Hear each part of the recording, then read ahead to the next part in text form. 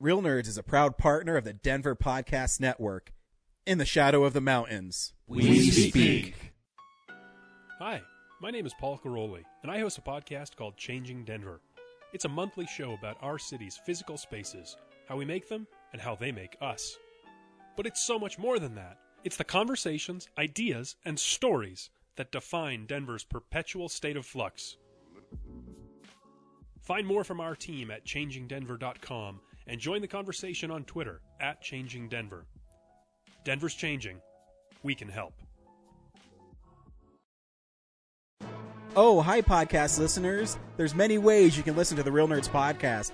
You can subscribe on iTunes. You can also subscribe on Stitcher Radio. You want to send us a Twitter message? You can do that. It's so easy, at Real Nerds. Like us on Facebook, Real Nerds Podcast.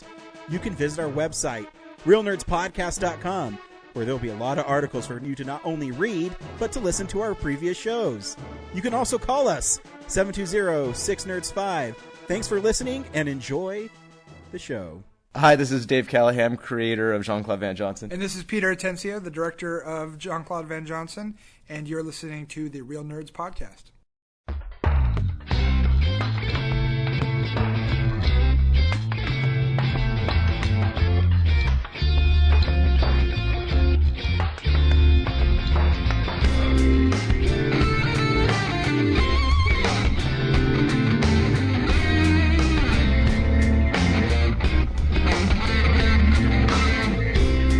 Welcome to Real Nerds Podcast, unofficially the official podcast at Denver Comic Con 2018 and beyond. I am Ryan. With me always is Fuckface, Hey, Weirdo, Hey, and Cool Guy. Hi, it's James. James never interrupts me like you two. I try. Really, it's Brad, yeah, Zach, did it on purpose. What are you gonna do about it? James. and every week on Real Nerds Podcast, we go see a new movie and we podcast our experience of the world. Yep. This week we went and saw Rampage. I'm a monkey. I'm a lizard. Yeah. Oh, a helicopter. Pew, pew, pew, pew. And remember that Can we just the start dude reading from extra True trailers? Blood, who's a werewolf in True Blood, fights Yeah. the wolf. Oh, you mean Death Space? What's his? I don't his even know. Joe What's his, Manganiello. what's his DC name? Deadshot. Deadshot. There you go. Deadshot. Pee-wee's best friend. Yeah. Pee-wee's best friend. Oh, that's right. Oh, I forgot about that movie. That's a funny movie. Yeah. Man. Stay tuned to the end of the episode where we'll tell you if you should see it or not. Yep. Review it after the trailer and spoil it. Sure. And Probably not. yeah, we also talk about movies we've been seeing, movie news, movies that are coming out on Blu-ray. Are you guys going to review I Kill Giants as well? Everyone but me saw it, so you should. Zach didn't see it. Oh. No. Well, but everyone who counts saw it but me. That's true. So Yeah. everybody did see it. Yeah. Yes. Yeah. Yeah, we can do that as well because we should. Cool. Nice. Yeah. So Joe Kelly was presenting I Kill Giants at the Alamo. And, you know, he's a really nice guy, and he's always really humbled. And when he talks about I Kill Giants, and they gave out poster and bunny ears at the screening. Aww. Yeah, and everybody throughout the whole movie wore the bunny ears throughout. Aww. And Were they like the ones from the movie, or were they like cool anime bunny ears? no, Whatever you can get at a whatever costume you get. shop. Yeah, there's Oh, okay, like yeah, hundreds they of were them bunny just ears, yeah, dumped okay. on there. But Joe Kelly said it was the best audience he's ever seen watch the show because no one Aw. took off their ears throughout the whole time. I wouldn't. And it was fun. So there was they had posters there too, and they said, "Hey, only take one." But when me and Brad were leaving, we took a whole stack. Yep. Because Well- it was pretty much like a giant stack when we went in, and it was about the same size when we left. So we were like, yeah, Yeah. we're just gonna throw these out anyway. Yeah. Were they already signed, or they were just No, posters? so- Oh, okay. So he wasn't doing a signing there, but he said he'd be at Dink. I was like, "Oh, I'll go Oh, see cool. Dink. I've never been to Dink before, and Yeah, I kids are keep wanting free, to so go. I can take my little guy." Yeah. My wife was working yesterday, so I was like, let's take Kellen. One, Dink isn't a really kid-friendly Comic-Con because it's more of independent stuff. Not that independent stuff is bad. I'm just saying that There's not as much- he's looking for Batman and Spider-Man and Well, and at like at Denver Comic Con, there's literally things where it's like, here, kids, here's some paint and some shit you can spread it on. yeah, and that's what you know. You What's know. funny is he was saying that because remember last year he made that shield. the shield, the Yeah. Captain America shield, Right. and he said, "Daddy, where's a place I can paint?" I'm like, Right. "Oh, there's a bar." So we only stayed for like 2 hours. I ran into Andrew from Carl Coins Cards and Comics, and I mean it's in a McNichols Civic Center building, so it's in a cool little building. It's pretty small. But they had the I Kill Giants pint glasses there. Sweet. And Joe Kelly was there. Aw. So I was like, you know what? James didn't get to go, so I'm going to go get a poster signed for him. And You're a sweetheart. Would you get me? You don't like Joe Kelly, so. What? Yeah, you used to talk so much about how much you hate I Joe never Kelly. said that. I fucking despise that I guy. went and saw his movie. Yeah. He's no, did such you want a one? I didn't know. sweetheart. It didn't have to be Joe Kelly stuff. I mean, No. You could- So who else would you want there? Do you want the guy who made The Crow? I didn't know anybody else. I don't know. I was John Leguizamo was there. I was going to get just like something. I mean, a Violator Daddy, would you bring me? picture. And I was like, will you sign this with the fart that you had in that movie? Oh, just yeah, yeah. I was gonna get You know a what I should've done? I Violator should have got a picture. picture of Luigi and have him sign it for you. Oh, there you go. I was worrying about that. Like, should I bring it? Like, obviously, his favorite thing that he's done of mine is the Mario Brothers movie. But I was like, a lot of people don't. I'm sure from that movie don't want to be It's reminded of bad. it. Yeah. But like, I love it. He might not care. Yeah, I don't know. Like, I mean, here's does he the think thing. I'm just screwing with him if I like hand him a DVD? I mean, I like, don't know how much he was charging for an autograph. Probably like $60, $80. Probably, my yeah. guess. But I mean, if someone came up and was like, I'd be like, yeah, whatever, who cares? You like, there's some people that would, they don't talk about if they're in Friday the 13th or Yeah. stuff like that, but who cares? I mean, if your career was catapulted by being in one of those movies, does it really matter? I don't know. Some people are sensitive about that. I guess. Yeah, And I guess they maybe might think you're being like ironic. Yeah, that's my fear. Is he thinks I'm making fun of him? Like, hey, remember this dumb thing you were in? Yeah, Well, sign I would it. I would have him sign, those little pixel art things of Luigi. Say, sign this. And then after he signs it, you pick it up and you rub it in his nose. Like, Yeah. yeah, you were in this. Yeah, so Dink was fun. I mean, I they should had have a- signed my laser disc. Oh, see, that would be- actually be yeah. He'll see Well, that. you still have laser- time. Yeah. I think it's going All right, on. guys, you finished the show. I'll be It's, you know how it goes. He sees that laser disc and he just starts having like flashbacks to Super Mario Brothers set. did he have a bad experience on Super Mario? I don't read remember. that like everyone did. Hoskins Yeah. got injured, didn't he? Yeah, he got injured. Yeah, I can't remember specifics, but in general, yeah. Seems like he's having fun on camera. Plus, they got Oh, to yeah. they got to hang out on the old Blade Runner set. So, or I mean, that's what it looked like. So, They just could've didn't been tear that it bad. down. They Yeah, kept oh it up. yeah. No, I saw like sections of it in some video this week, and I was like, holy shit! It just looks like they just reused the Blade Runner set again. Like, oh my god. Anyway, I don't remember that movie very well. I remember the Goombas had really small heads. yep. And then King Koopa was a Tyrannosaurus. The only time I've ever like drank and then thrown up was a time where we sat around and drank beer and watched that movie. So I don't blame it on the beer at all. You blame it on the film. Yeah, I was pretty sure it was the movie. So, anyways, back to Dink. We're really good at staying focused on this podcast. Nope. So Joe Kelly was on the third floor, and he's in the back corner. Cool. And I have Kellen, and it's right next to the Alamo table as well, and they have pins there. So Kellen's really cool. He's like, "Oh, clicky pins." And so I walk up there. Kellen's really and, cool. He likes cookie pens. And this is what Joe Kelly says to me. He's like, "I know you, Ryan." I'm like, "Ugh." I Aww. like fell over. That's funny because at the movie you're telling me he doesn't remember us. Yeah, it's like he doesn't remember me. I've seen him like 5 times. Aw. And then he said, "I know you, Ryan." I was like, "Oh, thanks." Aw. And so I bought Kid Savage. Don't know what it's about, but it looked cool. Yeah, why not? It's Joe Kelly. Everything he makes is good. So. Yeah. And he was really nice. He talked to me for about 10 minutes about I Kill Giants. Oh. And he... Did you ask him if you liked his cameo in Real Nerds Pod Show episode 6? I should have. We should get his address and ship him a copy. We should. Let's look at Man of Action. We can probably send it there. Yeah. And then Just what put a is sticker this? that says, starring Joe Kelly. I'm like, what? Oh, cool, beer coaster. But he was really nice, and it's really cool because I was talking to him, and I told him how great it was seeing that actually be on screen Yeah. and experiencing it. And he said, you don't know how much that means to me, that Aw. people love this film, because it's such a personal story for him. Yeah. If you read why he wrote it, then you'll know why. And yeah, so he Cool. was really nice. Very cool. And then me and Kellen went and watched the Avalanche game at the Pepsi Center. Oh, neat. It was free to get in. Was there a fight? You've been posting a lot of like hockey It stuff. was in lately. Nashville. Oh. So they have they call it a watch party, and it's free to get in, and then all the So when they're concessions away, you Yeah. can go to the Pepsi Center and just sit and watch during the playoffs. Yeah, for free? Wait, so like parking's free. you're in the Pepsi Center and Yeah. you're watching it like on the big TV there? Oh yeah, like their huge scoreboard. It's like a Oh. 100, 200 foot HDTV. It's awesome. Ooh, when the Avalanche score, do they hit the button in the Pepsi Center? Oh yeah. That's cool. What a good idea. And then all the Do the Broncos concessions do are that? 25% off. I don't think so. Man. So yeah. So me and Kellen went there, and it was reasonable when you got popcorn and a Sierra Mist, and it was only $6. You're like, oh. Yeah. Oh, this is normal prices. Yeah. All right. Yeah. And Kellen watched the whole thing. He loved it. He got his Zamboni. He was excited. It's only as expensive as if you were at a movie theater. But no, it was cool because it's. It has a game atmosphere to it, and when the Avalanche score, they do the Avalanche warning horn and everything. And Cool. It's fun. Cool. Sweet. But we do movies. We do. We go around town sometimes on Brad's moped.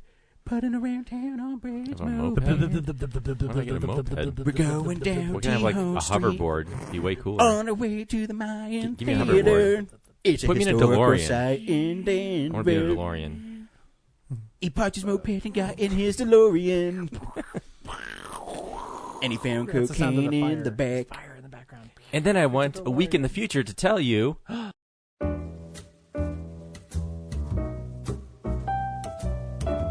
Hey, film buddies, follow me around Denver.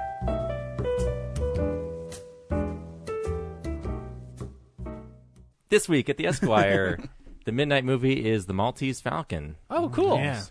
The stuff that dreams are made of, man. And the drive-in, I'm not... The definition of anticlimactic. I haven't seen it, so I'm sure that's a reference that is from that you should see movie. the Maltese No, Falcon. Yeah, you should see the Maltese Falcon. It's a great movie. I James was is thinking just being about a it, dick. No, it was. and now Yeah. you're making me not want to. No. There's a reason. When Calm you me see it, out. you'll be like, "Oh, that's why James said that." Ha ha. This was a good movie. That's what you'll say to yourself. I do know that the Maltese Falcon is a MacGuffin, so... Well, shit. Well, then you understand what I was Yeah. saying. Is it? And then the drive-in, I'm Murder. not sure because they're not advertising it normally. But I think they're doing Super Troopers 1 and 2 as a double feature. Oh, okay. I don't know if it's all weekend or just Friday or Saturday, but their website, it's only on their Facebook that they're saying it, but on the website it's still Annihilation and Tomb Raider. A Quiet Place. Quiet Place and Sherlock Gnomes. So Sergeant Stubby. Oh, American God, I Hero. wish they would do it in that order. You have to stay up till 1 o'clock in the morning to see Sherlock Gnomes. yeah, it says beginning Friday, April 20th. We will be open every day until fall, so cool. I can finally go see it on non-weekend days. Cool. To celebrate, we'll be playing Super Troopers 1 and 2. They'll be the first two features, and the third is to be determined. Sherlock Gnomes. Yep. I'm guessing it's going to be A Quiet Place. They did Cheech and Chong's Up in Smoke last year, so they might just recycle that one. That'd be interesting. I won't go because I've got a lot of people be smoking weed. Yeah, me neither. Yeah. And those movies aren't my favorite. But Super Troopers 2 is There's a lot of people from Denver's Sex Pot Comedy who they backed helped that shit. finance that thing. So I guess Denver represent. Yeah. the guy who ran for Whoop, council, whoop. Kayvon and Andy Jewett. Yeah, he's still running for mayor. Yeah, so. And that's what's going on around town. Cool. Sweet. That's what you should do around town. Yeah. Let's go to these theaters and nowhere else. Go see the Maltese Falcon because then you won't be sorry. And now we'll jump on Ryan's Segway and he'll take us around the Alamo. Oh, well, sorry. Will I you guess please put your hands in the air, Ryan. one more thing. There's a Marvel quiz on Saturday Oh, yeah. We will be there. at the Barfly at the Sloan's Lake Alamo. So Cool. I believe there's still space to register I if you don't want to know. compete against. I mean, it's not even Lose? worth trying. You're going to lose to us, but of course. But yeah, that's the thing. Such Yeah. bold proclamation. I love your team name, too. Oh, Marvel Knights. where'd you find out? I got an email. Oh, cool. Ah. I didn't get an email. You didn't? No. And I registered. I'll forward it to you. Cool. Maybe I put the Real Nerds Gmail on there instead of my own. Yeah, because it came to Oh, my wow. personal one. Cool. Yeah, we're the Marvel Knights. It's awesome. Knights. Yeah, we're the Marvel Knights. Hello. Hi, I'm Kevin Smith. Hi, I'm Leonard Maltin. Hi, I'm Mark Hamill. Hi, I'm Elijah Wood. This is Seth Rogen. I'm Christopher Mintz-Plasse. I'm Ron Starr. Welcome to the Alamo Draft House. At the Littleton Alamo Draft House on Monday, they are showing Mean Girls, Oh, cool. that Tina Fey movie. Again? Yeah, it's an encore presentation. They play it a lot. They do. It's a popular People one, go I see it a guess. lot. That includes... Borg versus McEnroe is also starting on Tuesday. You can see it if you're a part of the movie club. You can see it on Tomorrow? Monday. Yeah. Which I'll be there, so Cool. that won't matter because no one will listen to this until later. But Fair. At Sloan's Lake, Gemini is playing. It's a dizzying, neon-drenched, neo-noir murder mystery. Is that a specialty thing? Because I talked about it last week. Yes. It Or says just a regular? Sloan's Lake. It's regular. It's playing at 2:20 and at 8:45. Oh. So we're just reading the normal schedule, too, huh? Well, no, because Well- it's a special one. Yeah. Oh. it's like their recommends or Yeah. something. All right. La Bamba is also playing at Sloan's Lake on Wednesday. They play that one a lot, too. They do? Yeah. I think it was on there like a couple months ago. Yeah, Huh. It's a popular one. it's a good movie. That's what I'm saying. Drag Queen Bingo is at the Barfly on Thursday at 7 o'clock. Oh, I'll be there. You always are. Clue, the movie party, is sold out. So, sorry, you can't go to that one. But you can Every go to time. Dazed and Every Confused at 8 o'clock. Days of Confused, nice. Yeah. That's why they do Clue so often, is because it always sells out. At the Littleton on Friday, they have the Mile High Movie Roast of Grease 2, and, of course, Cheech and Chong Up in Smoke. We've already talked about that. You knew that was going to make a somewhere on... It's on 420. yeah. Not surprised. Oh. Pineapple Express and My Neighbor Totoro is playing at Littleton as well. There's two versions of My Neighbor Totoro. You can see the dubbed or the subtitled version. Is that a big stoner movie? Is that why they're programming that one? Well, I don't mean, think it it's a is double feature. silly. I don't think it's I a think double they're feature doing of Pineapple Express and Totoro. I think they're doing a Studio Ghibli kind of like Yeah, they are. thing all across the nation right now. I know, Like, I was Regal's making got a their joke. own festival going. It was funny. Your but- joke's so clever that Zach didn't get it. Took it He seriously. keeps on going. And that's what's playing at the Alamo Draft House this week. As if. Wait, is that in Mean Girls or is that Clueless? That's Clueless. Mm. Mean I don't remember Mean Girls at Girls all. is Fetch. That's right. Yeah. Oh, that's so Fetch. Stop trying to make Fetch happen. Yeah. It's not going to happen, Gretchen. Yeah. That I movie, like You know that a little too well there, Zach. I like that movie. pretty good. Sue me. Not great, but pretty good. What's happening in movie news around Hollywood? It's real news.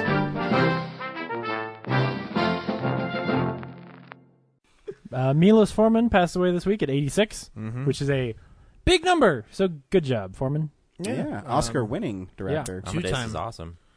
Two-time Oscar winner. His son turns on and is like, I'm going to listen to Real Nerds podcast and see how they honor my dad. It's awesome. He died. I'm going to eat this shotgun. He was old. Oh. Yeah, One Flew Over the Cuckoo's Nest, which I was fucking obsessed with in high school because we had to read the book and then watch the movie, and I fucking loved the shit out of that movie for so long. Amadeus is great, but like when I posted about it, I was talking with Henry about it though. It's People vs. Larry Flint and Man on the Moon are my two like go-tos for him. Yeah, I was going to say love that. I those mean, films. you knew he was going to live to be 80-something because the fact that he survived making Man on the Moon. Yeah, That and, I mean, Danny said you killed Mozart. it was God. Mo who? Zod. That's a Shane Black penned Last Action Hero line. Then he told me not to trust you. He said you killed Mozart. Mo There's a- who? Zod. There's a I film kill that a he lot of guys, Jack. I don't know. There's a film that he did in his native country before coming to America. Boring. That got him in trouble with the Russian government that I'd really like to see. It's called The Fireman's Ball. So I'm going to try to seek it out. But yeah, it sucks. He had a really good view of the world and would look over the edge but not go all the way over it. Like pull These you movies back. are very distinct. Yeah. I'm not a big fan of Man on the Moon like everybody else, but Cuckoo's Nest is great, though. yeah, Cuckoo's Nest I is do like great. Cuckoo's Nest. Yeah. Cool. So yeah. Incredibles 2 got a trailer this week. Yep. And it looks good. Yeah. It still looks like the best Fantastic Four movie ever. Incredibles is a great movie. Yeah. I'm actually really excited about this. Where, when people kept talking about it, I was like, well, it's fine, I like Incredibles. I'll see another sequel, but I never get Do you super notice excited we've been about their talking about sequels. this before, but that's like a lot of people's reaction to Pixar movies. Oh, yeah. It looks good. I'll see it, and then you're in the theater And you see it crying. and you're like, Yeah. Then you realize you're seeing a movie about murder. yeah. You go, whoa. This is one, different. this one, I'm actually pretty excited about. Yeah, it should be fun. Yeah, I think the trailer looks good.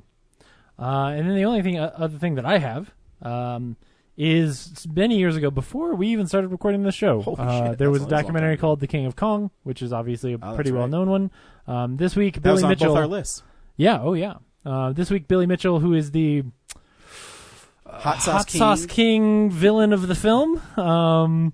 He was stripped of all of his King Kong record scores, which now means that Steve Wiebe is the first person to hit that, 1,000,000-point mark or whatever it was. Not the highest score currently, but the No, first he's not the one. highest score, but he is the first person to break that record. And it's so interesting, too, because now that movie adds so much more layers to who that guy is. Because remember, there's those scenes in it where he would just go in and never play the games in front of people.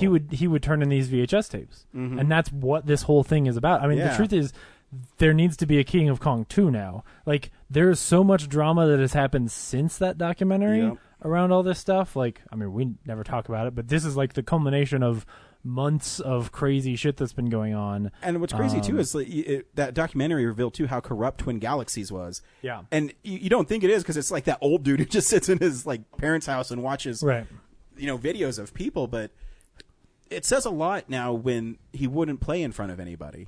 He just, I'm the best.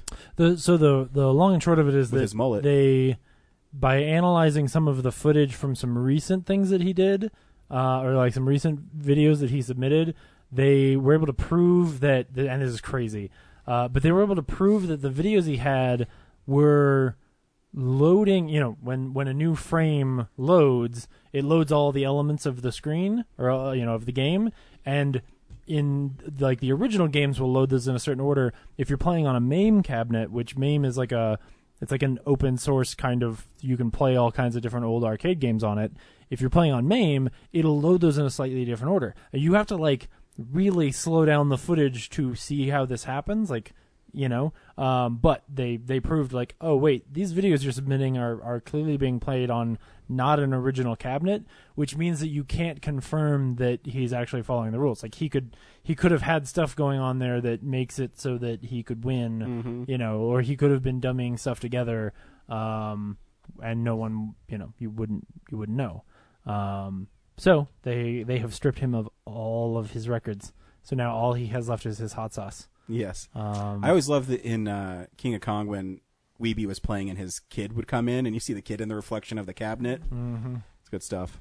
Yeah, I need to go back and rewatch that thing. Again, just one of the weirdest scandals and examples of corruption that the world may ever know. I mean, I think it just proves a point too. If you can compete in something, someone's going to cheat. Yeah. No matter what. Yeah.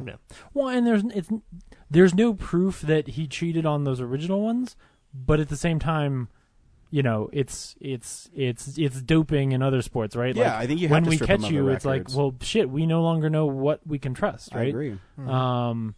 Yeah, it's pretty crazy. As of the last thing I heard, so Twin Galaxies stripped all the records. Mm-hmm. Twin Galaxies is either owned by or associated with the Guinness Book of World Records. So Guinness hasn't actually taken the awards away, but they probably will. So anyway, I always found it weird that director went on to do Horrible Bosses and Baywatch. Yeah, I was gonna say it's too bad that he went and got famous because I would really love for him to go make another documentary. Yeah. Maybe he will now. Yeah. I mean, you probably won't get Billy Mitchell to participate, but Right. Yeah. man, I got to watch that movie. I just remember one of my earliest despising of him was when he is in his hot sauce warehouse and he's leaning against the hot sauce talking about how cool he is. Oh, and his trophy dude, wife. Yeah, dude, you're not cool. When he refers to his wife as a trophy wife, you're like, oh, God, I hate you. I know, right? That actually makes me think that he would be pretty inclined to come back for an interview because he's that full of himself. Yeah, maybe. If he and what's funny is when it was first revealed, when the scandal first started, he was like, well, the quote from him was some dumb shit about well, I know that Twin Galaxies has the real tape. I don't know what this other tape is, blah, blah, blah. And then he hired another guy to come in and investigate. And then even his investigator was like, yeah, you faked this shit. This isn't real. Whackity, smackity, doo. So, anyway, I'm sure he might come back for a documentary if in every scene he's in, he can have his hot sauce sitting there on the table. Or he can Just for walk the product into some competition and just keep on pulling his hair back. God, his hair's terrible. I know. He's a fucking comic book villain. Like, he's He just really so is. weird looking. He's one of those guys you can't make him up. No. He crawled out of some cave somewhere, and you just can't believe it. Yep. So. I mean, he dresses for success, though. Jeans, shirt and tie. He got the jeans. Dresses for success. Jeans. He's got pants on. I'm Shirt. I'm watching. He This might not be tonight. wearing jeans. I can't remember. Yeah, I'm gonna rewatch this tonight now. Shit, it's great. Man. Yeah. Anyway, that's pretty much everything I have. What did I miss? Anything? No.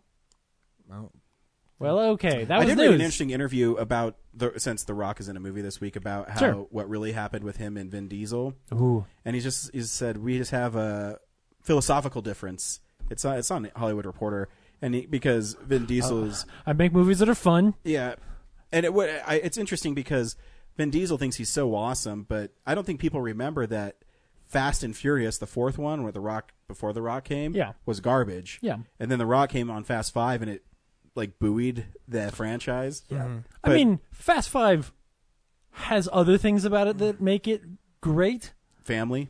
No, it turned that whole franchise where it was Oh, the it first changed one the where franchise. it's a heist film, and also the direction and like that whole set piece with the safe at the end is fucking incredible. I mean, because I will say I don't think any of them, even with The Rock, have been as good as Fast 5. Oh no, I agree.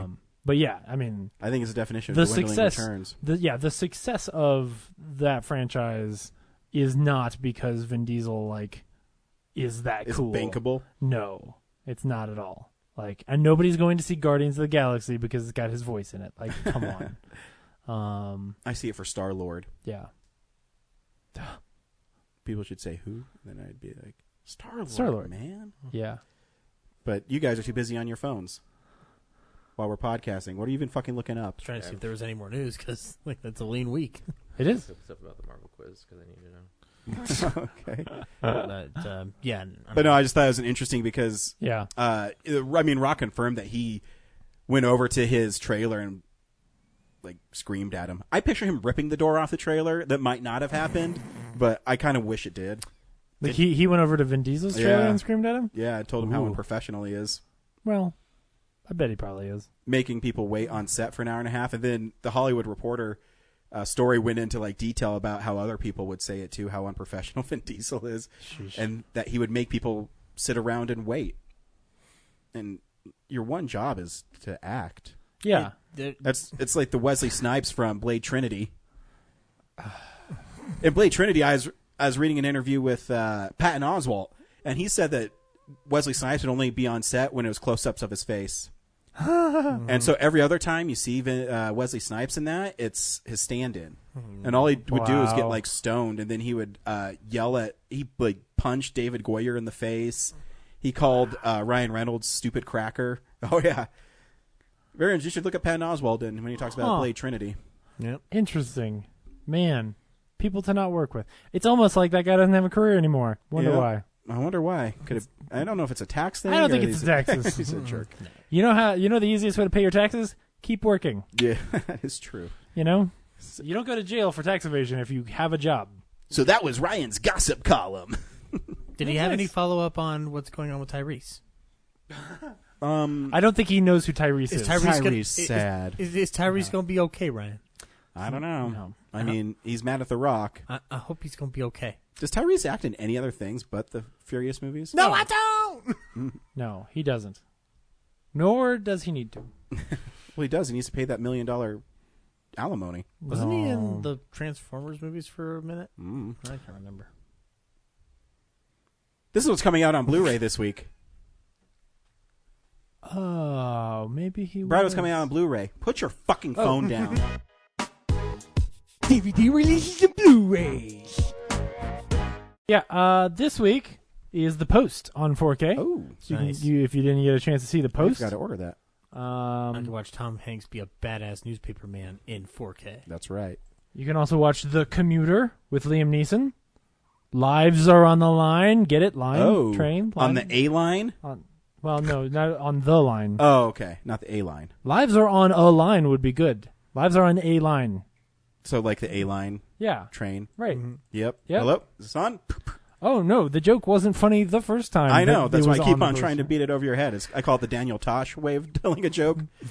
Oh yeah, where you keep going so far. And Yeah, then you don't know what the fuck I'm talking about anymore. Yeah. Out from Shout Factory this week is the Mystery Science Theater 3000 Season 11 is what they're calling it. I mean, it's the reboot return. season, right?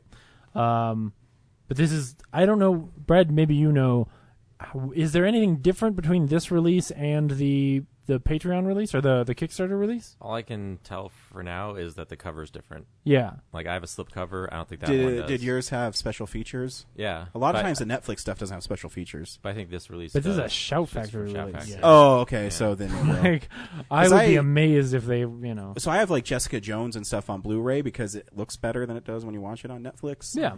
And there's absolutely nothing on it. They don't even have. They have like startup trailers for Daredevil. You can see that Netflix, but Ryan rolled his eyes at you. Yes. From Criterion this week is The Awful Truth. Oh, I have that coming. From 1937. I think it's only $17 right now. I need Oh, to. wow. There's a couple of Wow. things I need to buy because Criterion are they going to have their sale soon anyway? They have a Hitchcock box set that I want. It's like his early films. It's $100 right now, but if it goes down to $50, I'm gonna get That's a steal. it. Yeah, Criterion's also releasing a movie called The Color of Pomegranates. Nope. I think it's the from- color pomegranate, From Dark 1969. darkish purple. Yeah, It's only 80 minutes long, so, you know, comes and goes. So I use Criterion really for like oldies. Yeah. You know. I mean, I have Punch Drunk Love, I guess, on it, but and 69 Wes is- Anderson stuff. 69 is pretty old, unless you're like my parents. It's true. I feel like between that and Shout Factory, Warner Brothers is starting to give up some of their titles now because they realize their Well, VOD. you can make money off the leasing of it. Oh, yeah. and their VOD thing is kind of like unless you know, Stupid. unless you know about it, it's useless. From Kino this week is Camp Nowhere, a movie from 1994 with Christopher Lloyd that I only bring up because it has a 1984, like 82 drawn cover of hey, we're at camp. If I got tickets to Kiefer I have no Sutherland, idea would you what go? that is. Sweet. Where's Kiefer Sutherland? He's coming to the Bluebird Theater. Do you know he has an album out? No, wait, he's playing Okay, music? here's some movie news. Wait, Yeah. it's not stand-up. It's no, like... and I like download the album. It's pretty good. I honestly, when you said that, I imagine he comes out on stage to a mic and he just growls into the mic for an hour It's and a kind half. of, If there's not a song called "Damn," then I don't. Well, then you're not going. It's kind of soft rock country. So Okay. it's really good. He has 2 videos online, and I was reading the bio that he put out on the Bluebird Theater, and he has a record company, and he writes songs for artists. And as he wrote these songs, his producing partner said, "Why don't you just put out an album?" And he said, "Damn, good idea." And he's playing at the Bluebird on Tuesday Wow, for like $20. that's crazy. So yeah, You should take your copy I'll of- buy tickets that day because if I get caught up fucking working, then I can't see them. But Yeah.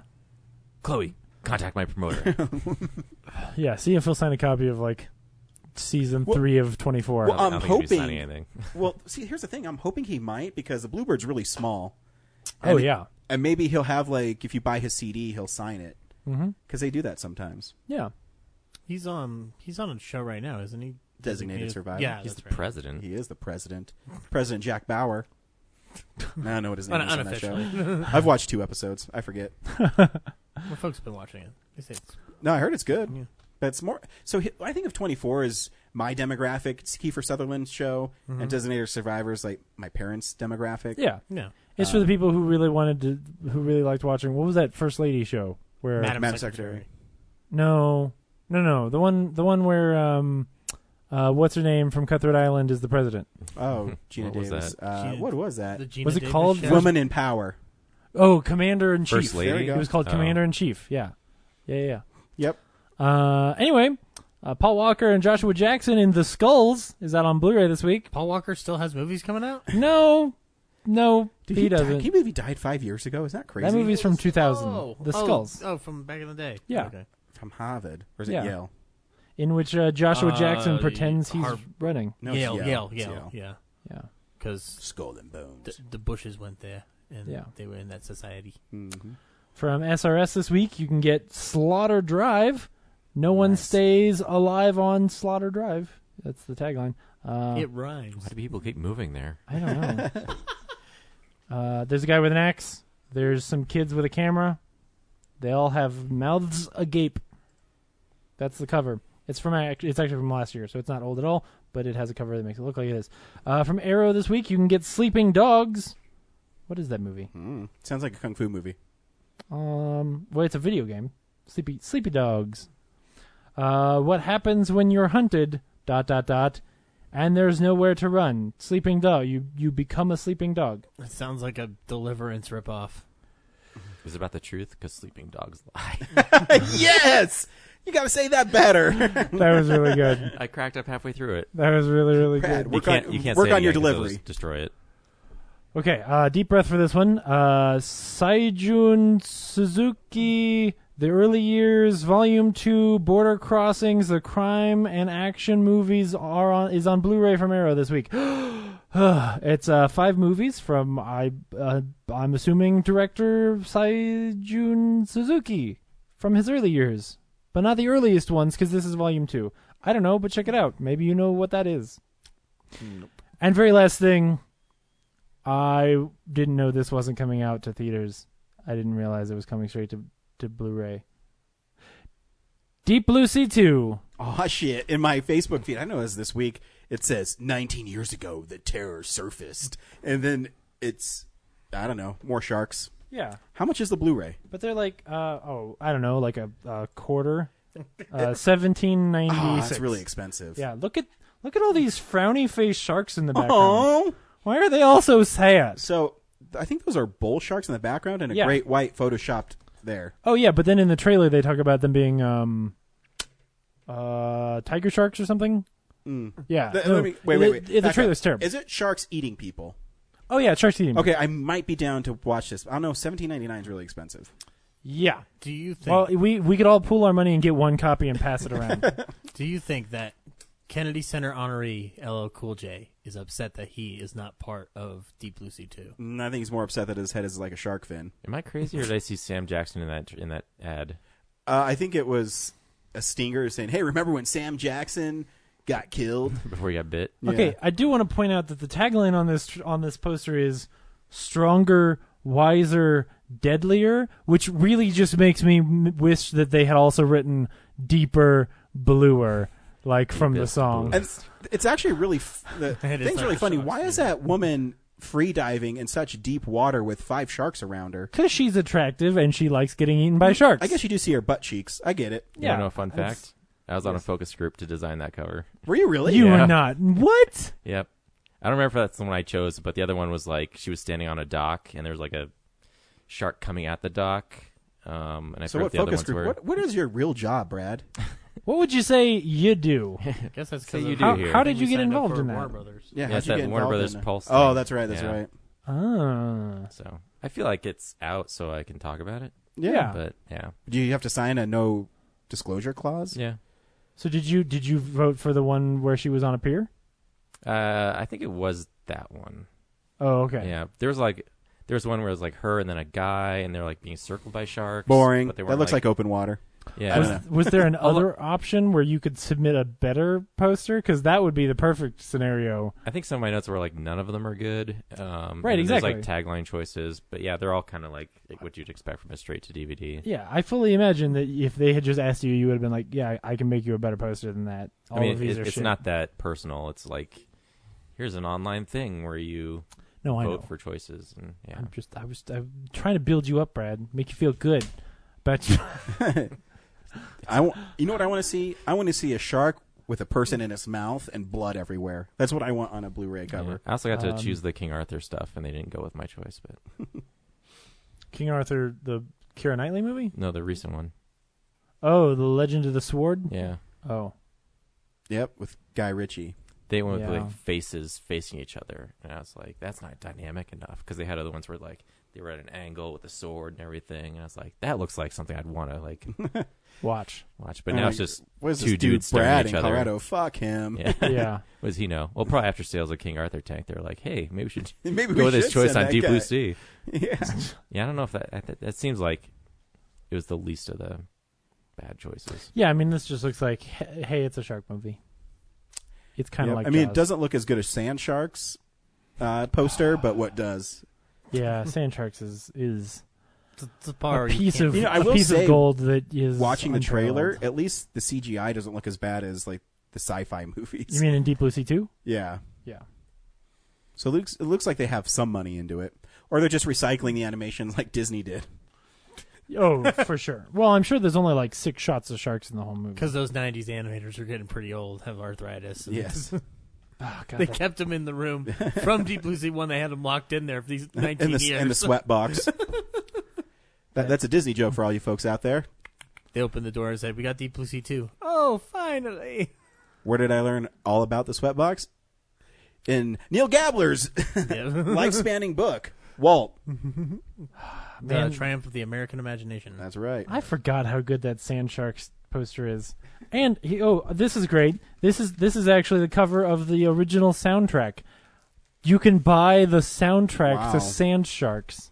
You can make a product out Yet of I anything. can't get Christmas is the coming, score for Spider-Man 3, but I can get the soundtrack for Sand Sharks. That's good to know. Yeah. That's Sam Raimi trolling you. I need Well, the Spider-Man 3 album is music inspired by the motion picture Spider-Man 3. Oh, so it's a lot of Nickel Creek or Nickelback? Yeah. What track And was there's Spider-Man 3 two you trying to different get? types of Spider-Man. Guys, this soundtrack is only $7 on Amazon I just right want now. the score. What part of the score are you looking to get, though?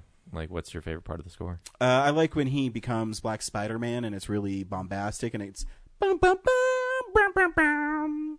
And he's looking at his hand, going, "How'd I get here?" Can you please This- redub Spider-Man 3 for me?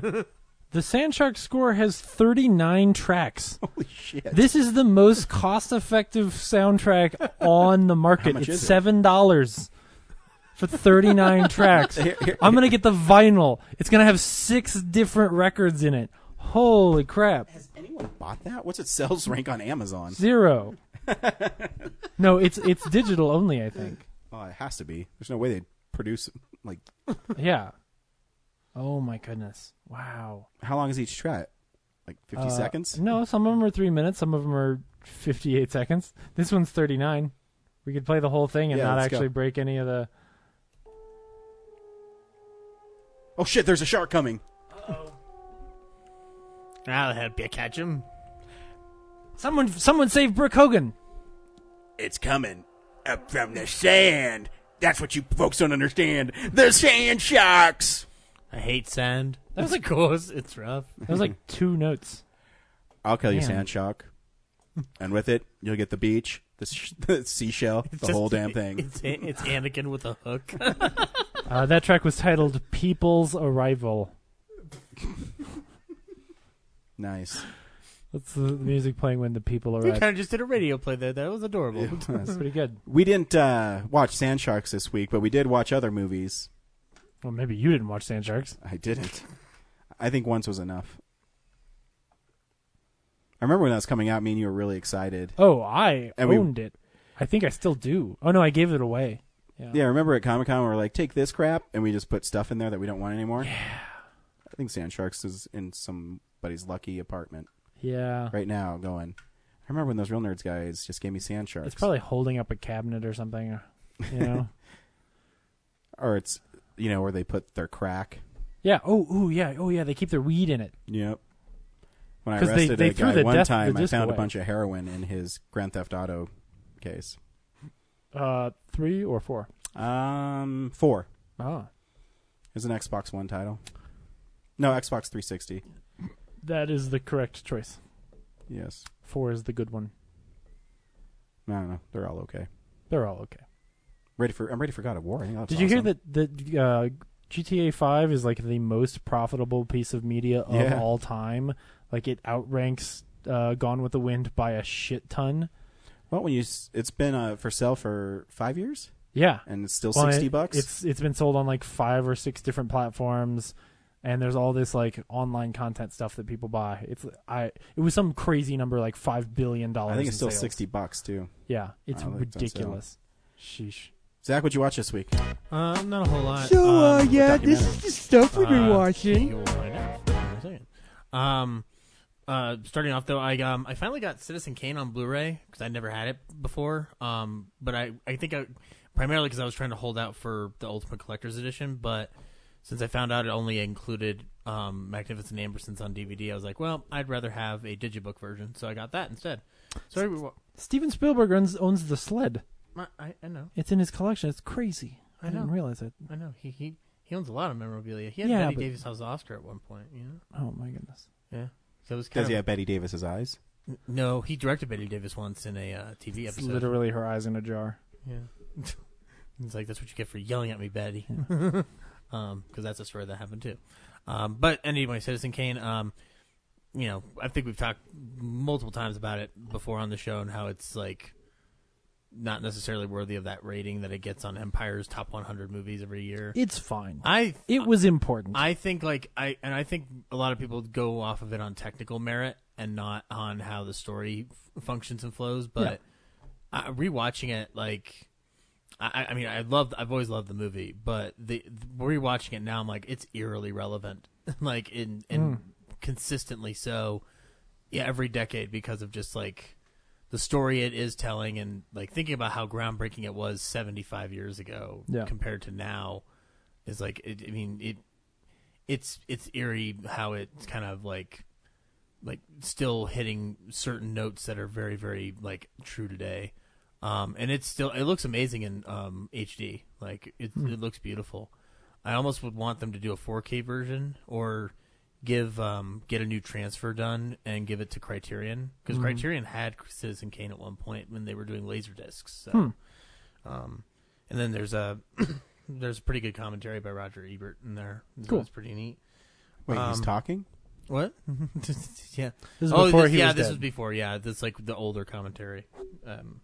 Yeah, I just realized that would have been problematic if he had done it in the latter years. I rewatched Play Misty for Me to get back to finish up the Clint Eastwood stuff. I'm going through trying to do one a night if I can on the weekends. I have never heard of this movie. So Play Misty for Me is Clint Eastwood's directorial debut. Oh, it's a slasher film with Jessica Walters from Arrested Development back when she was. I mean, hot. Mama Bluth was pretty hot, man. And it also has Don Siegel, the director of Dirty Harry, playing a small role as a bartender. I hadn't watched it in a long time, and I remember when I first saw it, I was not its biggest fan, but I was also not like as big a horror fan as I am now. And I gotta be honest, like, you know how Shout or Scream Factory sometimes puts out a title that you wouldn't expect. I feel like, and especially because Universal owns the rights to Play Misty for Me, with Malpaso, Scream Factory should try to make a jump for Play Misty for Me as a collector's edition because it's a pretty good horror film. I'm amazed that Clint Eastwood made.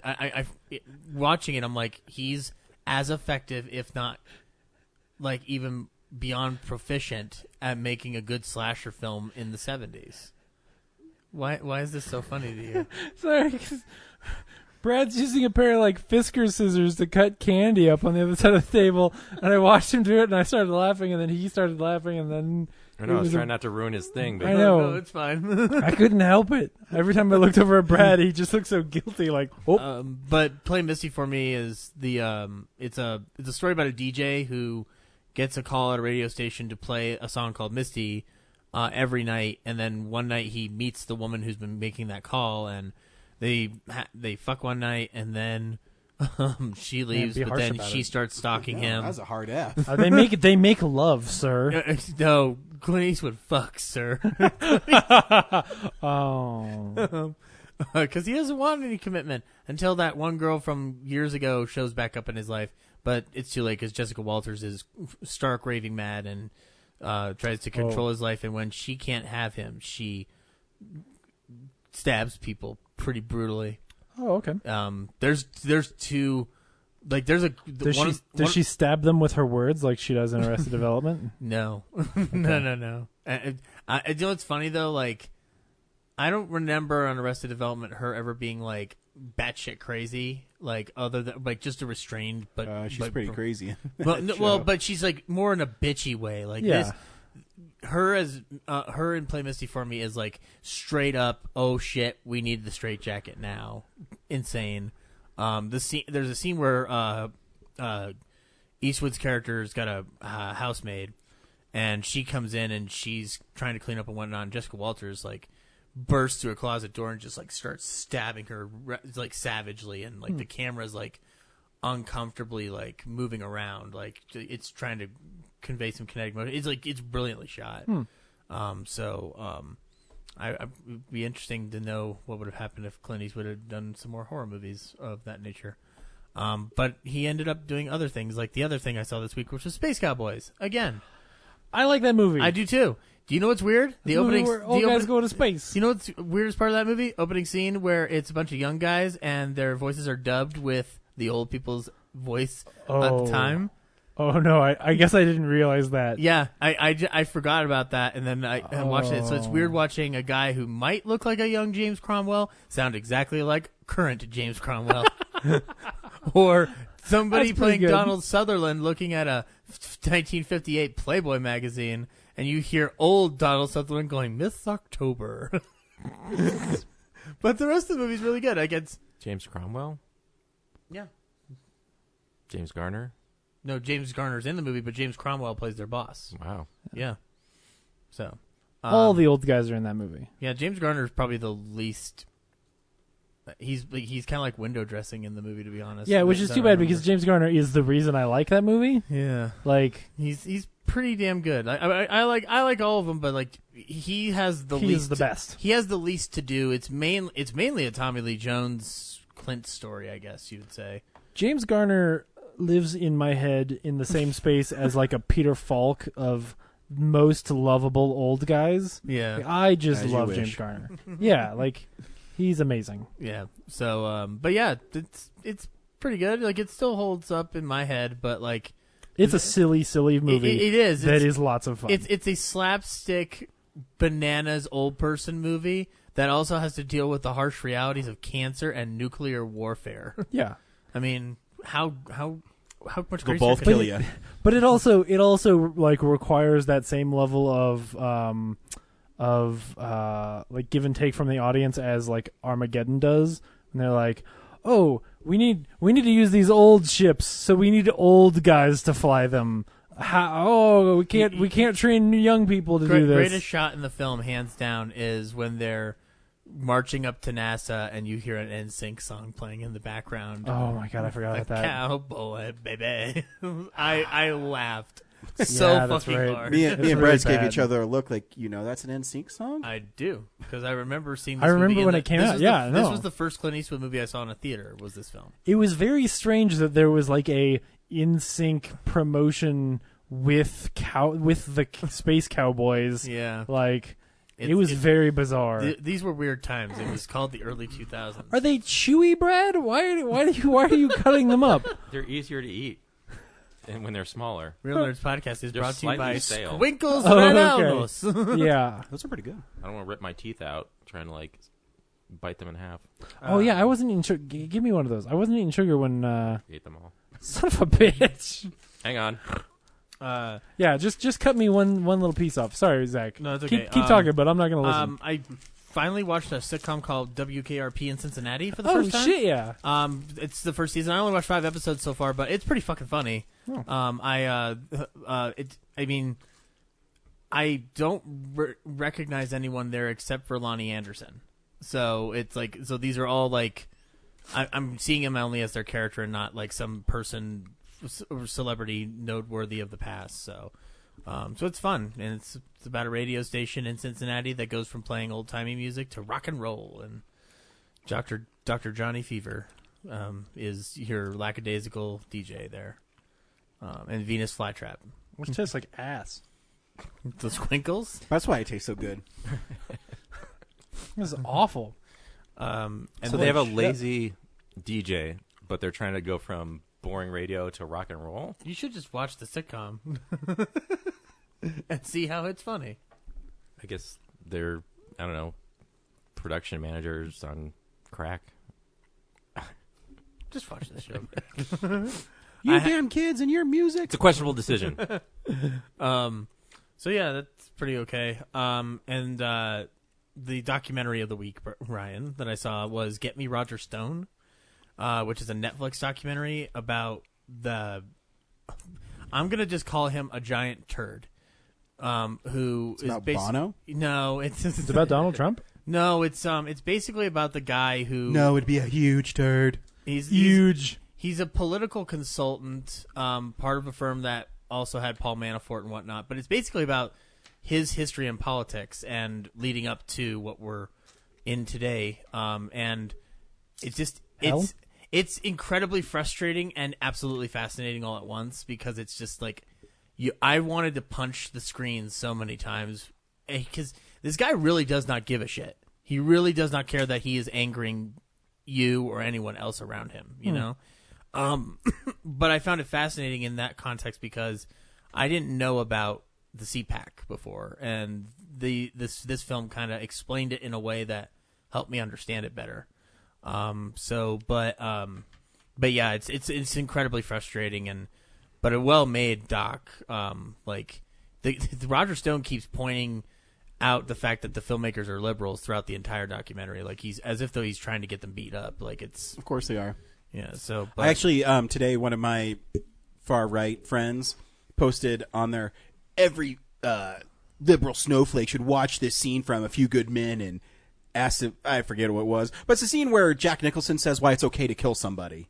Yeah, that's not what that movie's about. Mm-hmm. Psycho. I know. I even put on there. It's like, he's talking about the necessity of killing someone. Great movie. Yeah. So yeah, it's a pretty good doc. I would check it out. But don't have anything to drink while watching it or something like that, because I just imagined that, like, if you got drunk enough with this movie, that anger mixed with the alcohol would, like, turn into the house on fire. So, don't do that or anything. And then the last thing I did was I actually watched the latest Lewis Black special on Amazon Prime. And I love Lewis Black. I fucking love the shit out of him. Like, my favorite thing he's ever said is when he's talking about being a kid. He's like, and what's all these kids with chocolate milk? Back when I was a kid, we had one kind of milk, moo cow fuck milk. I just moo cow fuck milk. Oh, he's stuck with me, that one phrase. but yeah, so the way I got introduced to him was the Back in Black stuff on the Daily Show and whatnot, and then you listen to his stand-up albums. Like, he did a great thing about the 2003 Super Bowl that was pretty fucking fantastic. But this new one is pretty good. I was telling Brad earlier today, like, he's slowing down. Like, he's getting, he's definitely getting older. I don't think you can be that angry for so long. I was just hoping, like, it's kind of like George Carlin, where he's still angry, but you can tell that the volume's gone down a wee bit. If that makes sense, because in Carlin's final special, he looks a little, like, worn out. So, but yeah, it's funny. It's on Prime if you want to check it out. If you want a good laugh, that's not Dave Chappelle or Netflix related, I guess. Yeah. So, and that's all I watched this week. Brad? Okay, I watched all the Marvel movies, so we're going to go through them one by one. Did you watch all of them? Shit.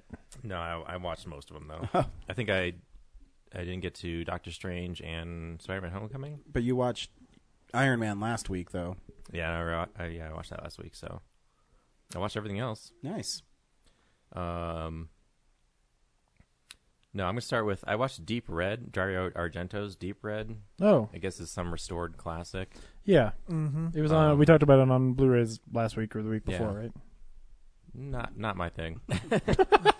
Argento's weird. I feel like you'd like Argento, or maybe Suspiria. Maybe you'd like Suspiria. I don't know. I mean, I'm not excited to try and see it after watching this. You like the Neon Demon, so.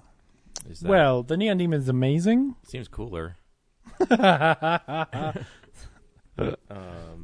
Anyway, just not your bag. Yeah, it's hard to describe. There's like this, I guess, orchestra conductor, and then there's this woman who can read minds. She's having a press conference, and then she gets murdered by somebody. She can read his mind. I know, right? And then Argento's a mastermind. The musician guy decides to take it upon. It's like Gemini last week, where this person who has like no business being a detective takes up being a detective to solve this crime, to the point where like an actual detective is like, hey, I'm going to do my investigation. I'm not going to try and stop you, I guess. Just keep doing what you're doing, and maybe we can team up and our threads will lead to each other. I don't know. Anyway, so there's like, based on the trailer, the trailer was really cool. So, but it's not. It's a lot less slashery and a lot of just weird that era theater acting. Mm-hmm. Like at one point, the other investigator, like she gets stabbed and she's like laying on the ground and she's just like over groaning and like pawing at her face. I don't know. It's just silly. And there's like a lot of, there's some dude in the shadows just kind of like following them around. And then he's like, eventually it leads to something in a mansion, and Nice. I think I fell asleep for Mansions. for a bunch of time. I don't know. You think you fell It's asleep, all over the or you place. think the movie just wasn't? Yeah, I don't know if I making just sense? stopped paying attention or like, but eventually like it's on fire, and like when did that happen? I don't know. And then the other person pulls him out, and they track down, like they solve the crime by, like I guess the killer leaves like childish drawings at the scene or something. Oh, the other thing is I forget where this came up, but he's interested in the crime because it's related to like he was at the victim's house and there's like a painting on the wall and he remembers it there, but the police say it's not there. I don't know. But anyway, it relates to the whole drawings thing, and then they find like they go to the school that he grew up in, and they like apparently there's an archive of children's drawings that they save. So they look through. Yeah, it's Yeah, called those- Mom's House. Are they all by Simon? He likes to do drawings. Yeah. Yeah. They're categorized by like refrigerator drawings and stuff that got thrown away, macaroni art. C+ material. Yeah. So they comb through these things like, doesn't look like this style. Like this style doesn't match this. Yeah. And then the killer's there and like attacks that. Well, the fake killer, the one they think the movie's trying to make you think is the The killer. deep red herring. The Mandarin. Yeah, exactly. So, That was awful. That was good. and then the actual killer like gets her necklace caught in the elevator shaft and it, like rips her head off. Ooh. Which isn't as cool as it Oh. sounds. Oh. It's better in your imagination than their poor, Okay. effects work. It's not quite Final Destination 2 material. Yeah, Okay. I think it's from the 70s, so Yeah. that helps. And, well, Elevator special effects were not as good back then. They weren't. I mean, it's not like the Resident Evil of the early 2000s. Yeah. Right. It's like a necklace, like just pulling through clay, like flesh-colored clay. Oh. Yeah, and like a close-up, Yeah. seeing the head get decapitated. I haven't watched a lot of Argento, so Yeah, but this maybe I'll watch it. I mean, I know he worked on did a cut of Dawn of the Dead that was pretty good. So yeah, it's Yeah, a lot because of- someone else made it. yeah, but he re-edited it. You forget. Yeah, I know. yeah. They called it Zombie. Oh, the other thing is too, because there's like a disclaimer ahead of it about it being restored. So periodically, like in the middle of scenes, the different cuts would go from Italian to English, because I guess the restored only has like the original Italian dub. So that was odd and jarring. I was like, why are these characters suddenly talking to? They're like, is this a secret code? And then I realized that, oh, it's the restoration, and that's what that meant. So that was bizarre. So, yeah, and then I watched a lot of the Marvel movies. But the only things that really, I was trying to like follow the thread of like where the Infinity Stones are as I was going, and like all the post credit scenes and stuff. Yeah.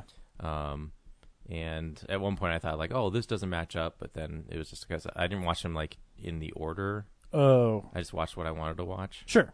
So It's called the Don't Give a Fuck order. yeah.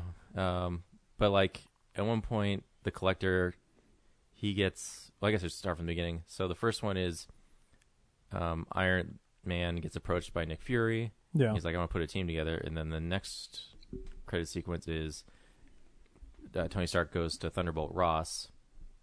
And he's like, hey, we're putting a team together. And then the next one is the Thor's hammer ends up in the desert. Yeah. Mm-hmm. Yeah. Yeah, at the end of Iron Man 2.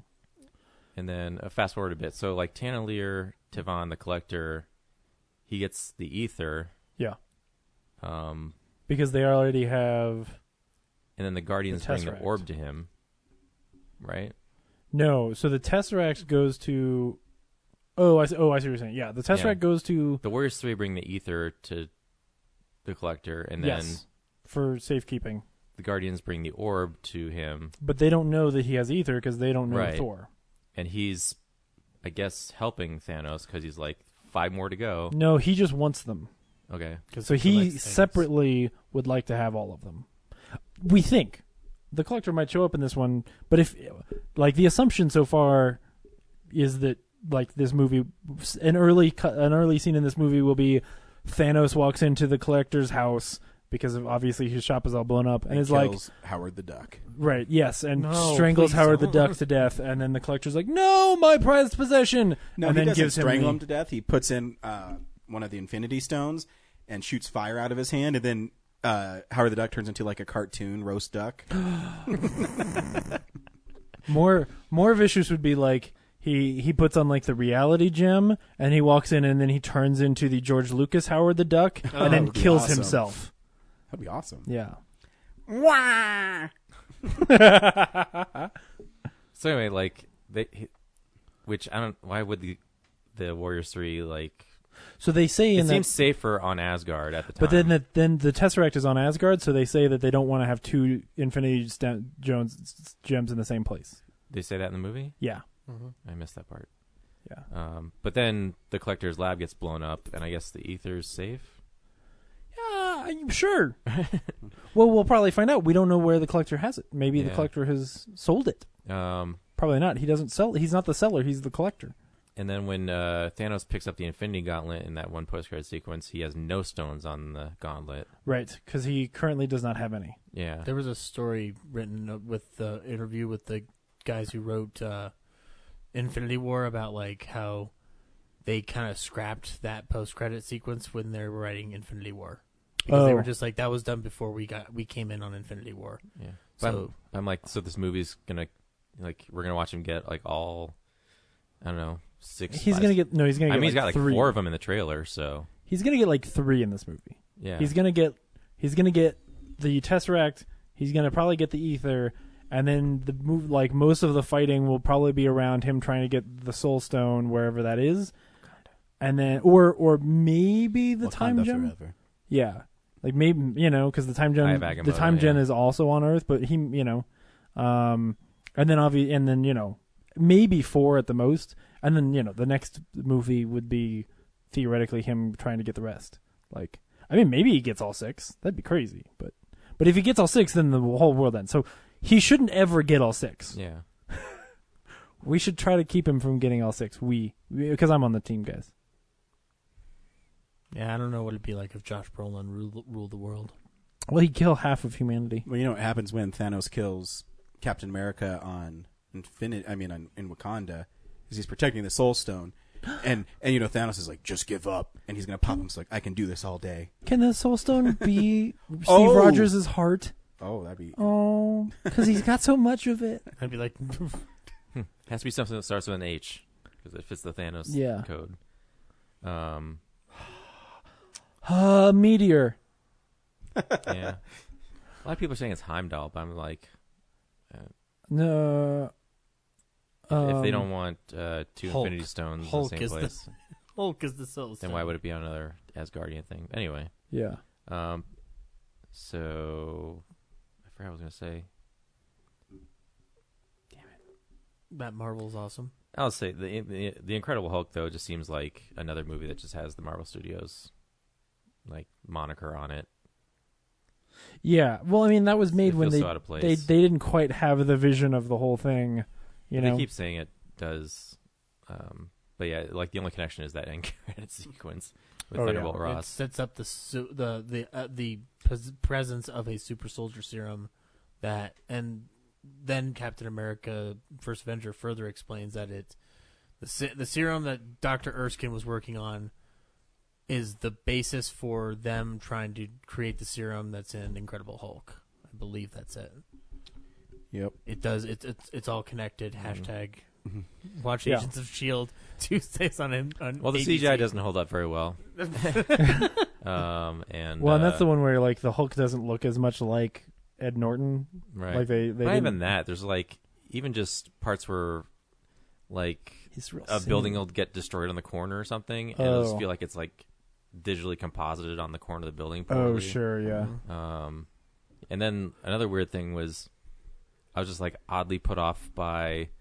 So they have like the whole military show up on this college campus. Oh yeah, And they're just like firing bullets like yeah. There's a whole fight scene willy-nilly. like just in a park. in a park, Yeah. on the campus. This is before Marvel had all that fuck you money, And- so and the scope isn't quite as wide. Brilliant Thunderbolt Ross military, despite already like 100 bullets bouncing off the Hulk, they just like keep trying more bullets and larger bullets. Yeah.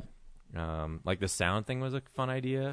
Are you implying that films in which the military just throws lots of bullets at giant monsters maybe not a very good, compelling story for a film? It's a good thing they never made movies like that ever again. Maybe. I was like, when you're making the movie, like, why has that not crossed your mind? Like, why do we keep just recite? Like, why is Yeah. the sequence going on? Like, after 3 bullets bounce off the Hulk, you're like, yeah, maybe an M16 is not going to work, guys. My favorite scene in that movie is actually that scene in the park, because that's the one where like Tim Roth gets set free and he goes like it's basically Captain America fighting the Hulk. And I remember when that movie came out, I was like, this is the closest we're ever going to get to watching Captain America fight the Hulk. I don't think we have seen him fight the Hulk yet. I know. If Captain America dies in the movie, I will have been right. But yeah, no, I mean it was their second film within the same year as the first one, so Yeah. it's still even under Paramount's distribution arm, so like not all the pieces are there, I would assume, but Yeah. They should There's a reason it's the most forgotten. they should like George Lucas that movie with Mark Ruffalo in it. I mean, it'd be perfect, Yeah. And have walkie-talkies instead of those guns. Because I feel like at this point, if they made a Hulk movie now, I feel like people would go see it. Like Yeah. Yeah. And they fleshed out that character more than because a lot of that movie is still just the same storyline from 2003 Hulk. Yeah. Yeah. That It's means not Ang Lee's Hulk is technically an MCU movie. No. No. He He looks we like are. Play-Doh on that one. That CGI is that bad. one's He's terrible. Yeah, enormous. he's a fucking Gumby in that movie. I've seen a couple of my friends on Facebook say, I actually like 2003's Hulk, and I'm like, really? It's, Do There's you? some another one of those kinda movies where cool it's not stuff in like it, yeah. horrible. It's just the Hulk doesn't really smash things until about 2 hours and 20 minutes into the movie, and Yeah, and Nick Nolte turns into lightning. yeah. Yeah. There's a fight with some dogs. Mm-hmm. Oh, yeah, I forgot zombie poodles. Yeah. Yeah. It's not great. But anyway, the MCU. Yeah, that's all I got. James? I rewatched The Verdict this week, the Paul Newman, David Mamet film. It's still really good. I forgot how as good as it is, it's a little anticlimactic almost, but still fantastic. And I also forgot what I remembered how shitty he is at the beginning, because basically he plays an ambulance chaser lawyer who is an alcoholic and finally gets this one case that he's like, you know what, I'm gonna sober up and try to win this one because this is actually a really terrible story. But everything goes so wrong and he is so outgunned during the whole thing that it's almost painful how pitiful he is, and how many scenes where he just has to go beg people for help. But that's part of what's compelling about it, because it's as an audience member and theoretically as a jury member, it's an open and shut case where you look at this and you're like, fuck these people. Holy shit, someone should help this poor woman who is in a coma, and terrible things happen to her, and yet he's fighting the system. So it's really good. There's some wonderful little speeches in it, so you should check it out. I call it the sad Paul Newman movie. Oh, it is. Yeah. It's funny how pathetic and kind of an asshole. You're used to Paul Newman being charismatic, and he's actually amazing in the movie, because there's so many scenes where he's stammering and not able to finish his sentences, or not able to be cool, charismatic Paul Newman. You're like, holy shit, how are you able to hide that? It's great. And I also rewatched Pan's Labyrinth, which I hadn't seen probably since like a year after it came out. And it's really good. The CG doesn't hold up as well, but all of the practical stuff obviously does. But like the gore effects, like when he smashes a dude's face in and shit like that, I was like, oh, I remember in the theater being like scarred by like, holy shit, I just watched that man's face get beat in with a bottle, and here I was like, oh, holy shit, they used crayons on that guy's film to make the face look like it's gone. It kind of reminded me a little bit of like The Shadow in those scenes where they composite in the black. Anyway, but still really wonderful. Like that movie a lot. So definitely worth checking out. And then I think that's mostly it. Still watching some Voyager in my free time. I'm in season 3. I'm just trying to slug through until Kes dies. Like I just really need Kes to go away. She's the telepathic person, and she's the worst part of that show. And then when she dies, 7 of 9 comes in, and then the show gets better. But I'm not there yet. So anyway, that's pretty much it. Yeah, I didn't watch too much this week. I watched the new Suicide Squad Hell to Pay movie. It's pretty fun. I mean, it's super violent, and there's lots of cussing in it. I saw that it was rated R, and it was rated R for grisly images throughout. And I go, that doesn't sound right for a cartoon.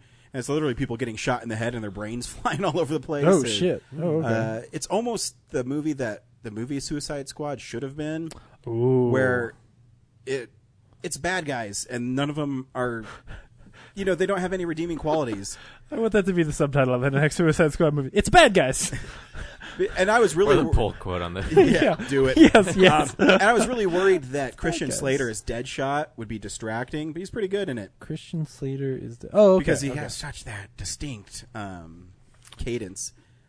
Tara Strong is Harley Quinn. Harley Quinn is kind of just an afterthought in it. She's really just the comic relief. Who's Harley Tara Quinn? Strong?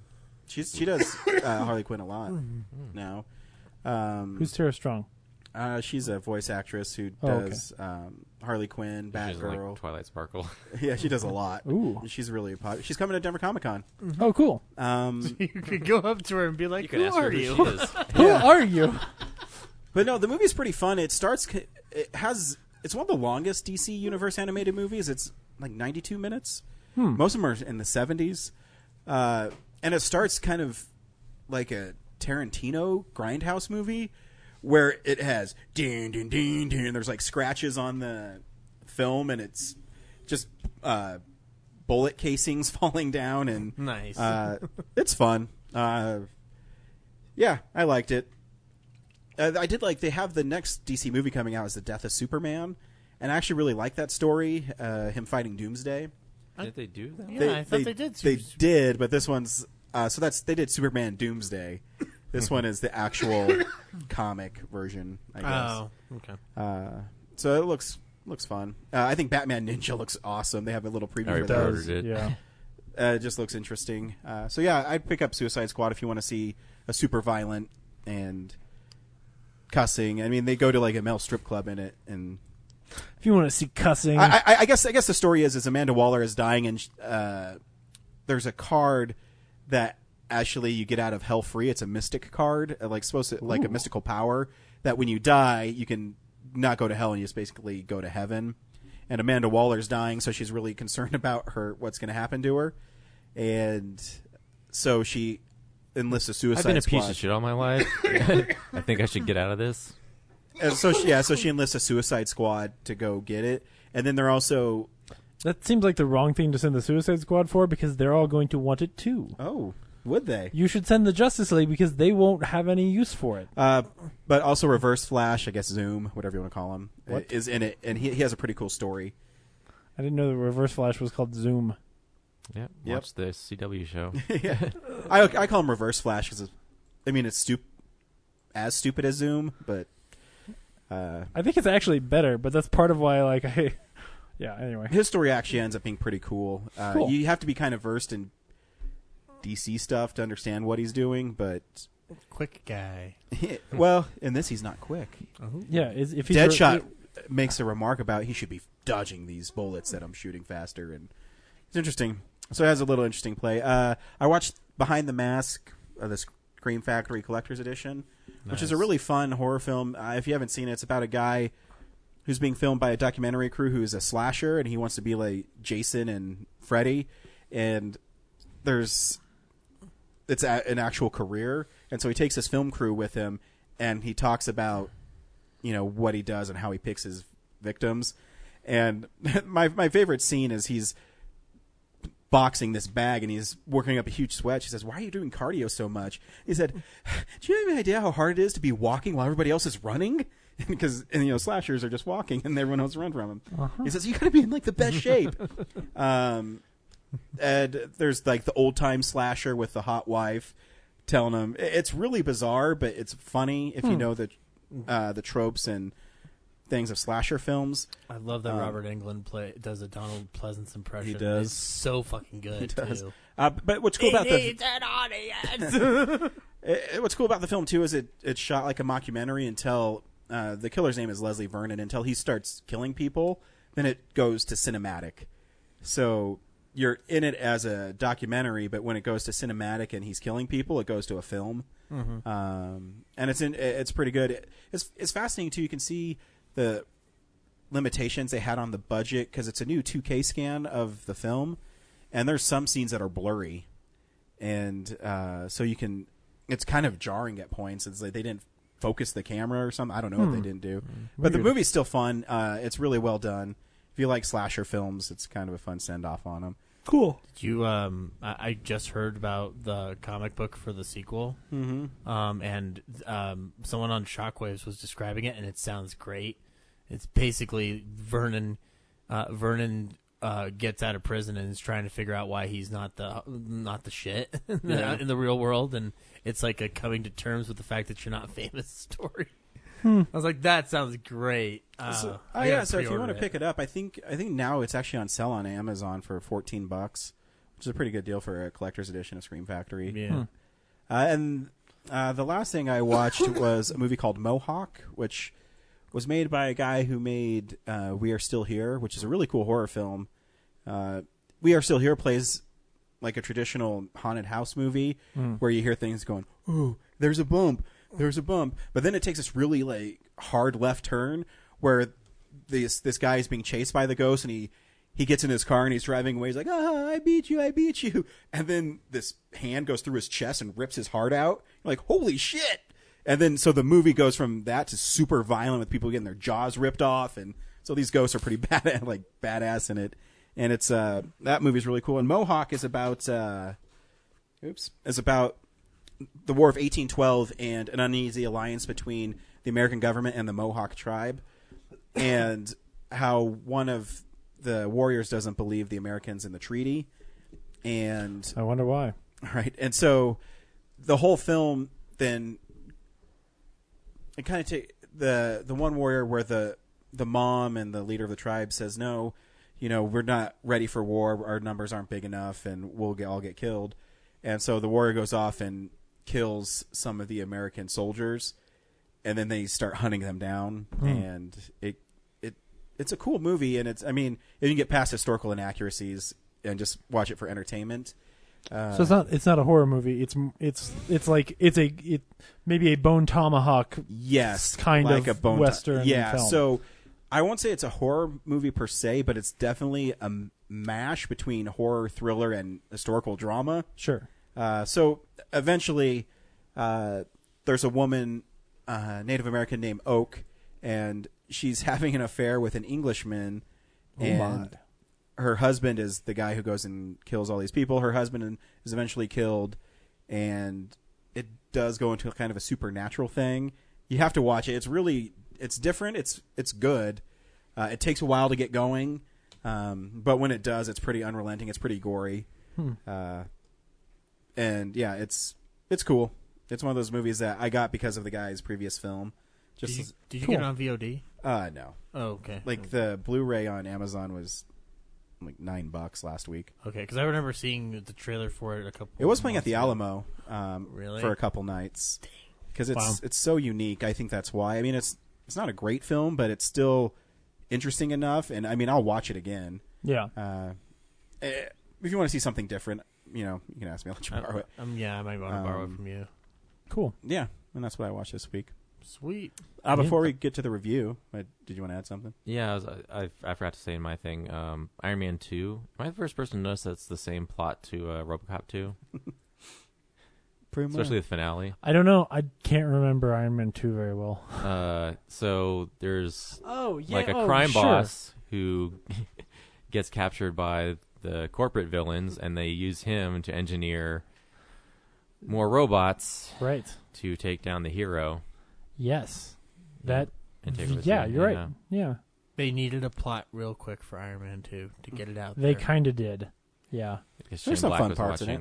They said if we take RoboCop 2 and then stick it was two our Marvel stickers on this coloring book. Black. Yeah, well, I know he directed that one. John Favs. Yep. Yeah. Iron Man 2 has some fun moments in it. Oh, yeah. I love... sir, I'm going to have to ask you to get out of the donut. I like that shot where he flexes his muscles and moves a laser beam. He's working really hard trying to make a new... This time it's a triangle. Like, yeah. Yeah, he discovers a new element. Yeah. Because he's dying. But yeah, I was going to say, like, people hate on that movie so much. I think it's fun. Yeah. It's another one of those connective tissues of the Marvel Universe. Yeah.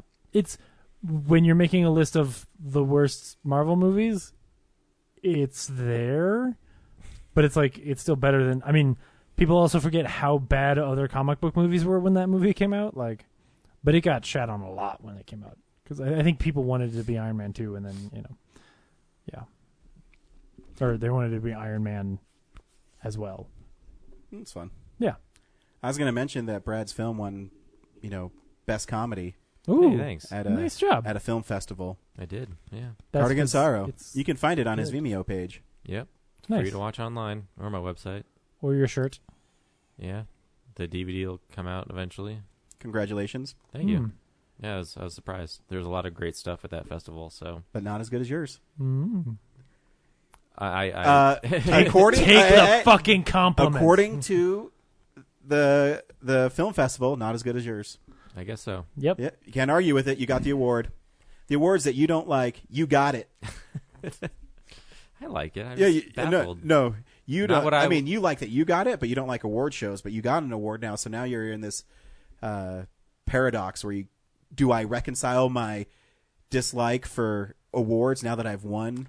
I don't dislike the awards. I dislike the obsession attached to the awards for some people, like the irrelevant. Does that make sense? Sure. I'm involved in this one, so I'm part of this academy. Well, now I think that award's irrelevant.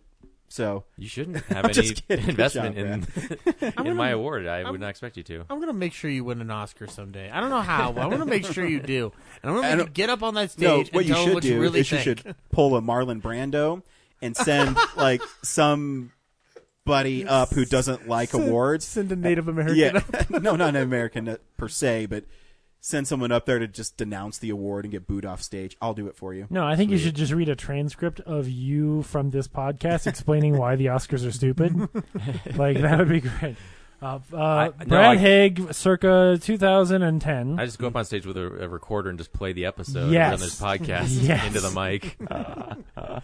And then, they start playing the walk-off song. I just turn it up louder. Yeah. Love it. You think you can play me off? I'll play you off. And then you hold up a picture and you say, "Fight the real power," and it's a picture of the Oscars. I always wonder what would happen if you just stood there and kept on talking while they're trying to play you off. Right. I think eventually they would just push you. I want to see who pushes you off. They just go to commercial. The women in the dresses and the cocktail dresses that escort everybody? I wouldn't be afraid of that. I mean, they got to come back from commercial eventually, so if you're still you're still there, on the edge getting dragged off the stage. I imagine they would... they would shut it off and they would just go to commercial for a while and then maybe switch to a local thing. The program you were previously watching has been interrupted and that interruption until then. But the Simpsons technical difficulties thing on the screen. At some point they threaten we're just going to take the Oscar away from you. They beat you with a bully pulpit. And then Brad was my point proven. This week on Real Nerds Podcast, we went and saw Rampage. James, should people go see Rampage? So I will have the caveat of I didn't feel real good today, and so as I was watching the movie, I thought if I were in a better mood, I might be having more fun. So that caveat said, this movie is fine. If you want to go watch, you know exactly what you're getting when you walk in. The Rock has some really fun little moments in it. It's fine. It's not bad. I think it's just fine. There's some really cool fight things where a monkey fights a alligator. I think the wolf doesn't look very good. It kind of meanders some. It took a while to get to the part that I liked, where the giant monkeys were giant. But, it was fine. Sure. Yeah, if you watch the trailer and you were like, I want to go see some things fight, that's what you will get. So sure. Yeah. Zach? I guess if you need something to kill time before Avengers at this point. I would fun with it. I wasn't like I wasn't like super excited for this movie or anything like that. Trailer looked okay. But I will say this though. Jeffrey Dean Morgan probably gives one of the most bizarre performances I've ever seen him give in this movie, and we'll talk about it later in the after the trailer. Brad? Yeah, it's a fine 2-hour distraction. It's fine. Yeah. Everything is fine. We're all fine. I was pleasantly surprised by there are some really fun parts and some this movie definitely knows that it probably shouldn't exist, so it does its best to alleviate that. But I too had it took me a while to get it because I was frustrated with the service at the draft house. So sure, I was fuming a little bit until I settled into the movie. But there's some fun surprises. But yeah, it's a mindless. You're waiting for these monsters to fight each other and it's over. Yeah, I'm in the same boat. Watching this movie, so it's April now. It reminds me of a time in the late 90s, early 2000s when these movies would come out in July, where it's really over-the-top action. The script is really stupid, but there's still fun things in it, and you can watch and say, oh, yeah, that happened. The Rock's fun in it. Malin Ackerman she's terrible. Is terrible as a boss lady evil. It would be, but I don't know who could really do anything. Oh, I was gonna say that script. If I were the producer, that would be the first thing I would change. Is I would come in and be like, "You need to go get a Nicolas Cage style scene chewer, Bai Ling, motherfucker." Get Bai Ling. Just really swing for the fences and give the fuck up. Because Malin Ackerman I told Zach it was like she was trying to chew scenery, but she doesn't have any teeth, so she's just gumming the scenery. And you're like, oh. And on your Jeffrey Dean Morgan thing, he's Negan. He's the same thing. No, he's a cowboy. He's a cowboy. He has to remind you he's a cowboy. Don't spoil it. No, oh my gosh. But his cadence and the way he talks is exactly like Negan in The Walking Dead. Fair. Where he's really slow in his delivery. Well, we got ourselves a little problem here. Like that whole over the top. I mean, he's fine. He's good in it. Everybody's fine. We'll get into why I think it's bizarre. Of his career, not necessarily the most bizarre thing ever, but here's a trailer for Rampage, and you can probably just listen because nothing we're going to say is going to spoil anything. No. I rescued George when he was 2 years old. He's not just a friend; he's family. Don't move a muscle. Are you crazy? No! Don't move!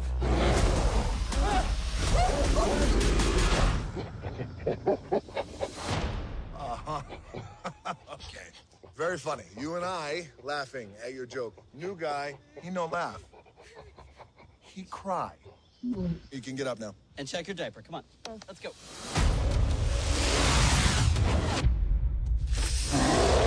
Got your message about George. You okay?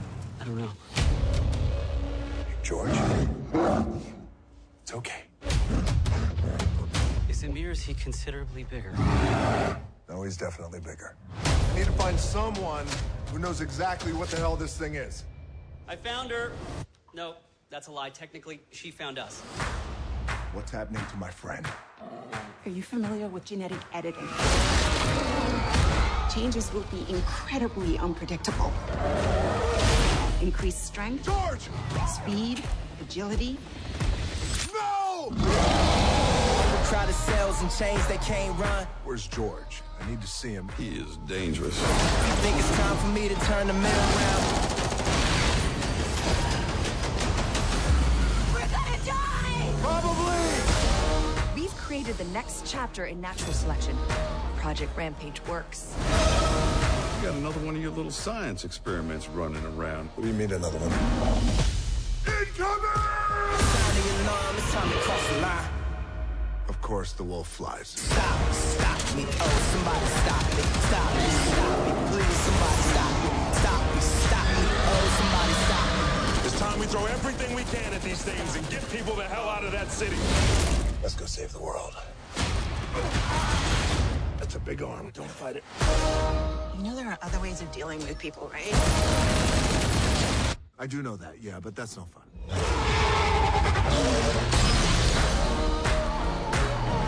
George? You okay? Ready to do this, buddy?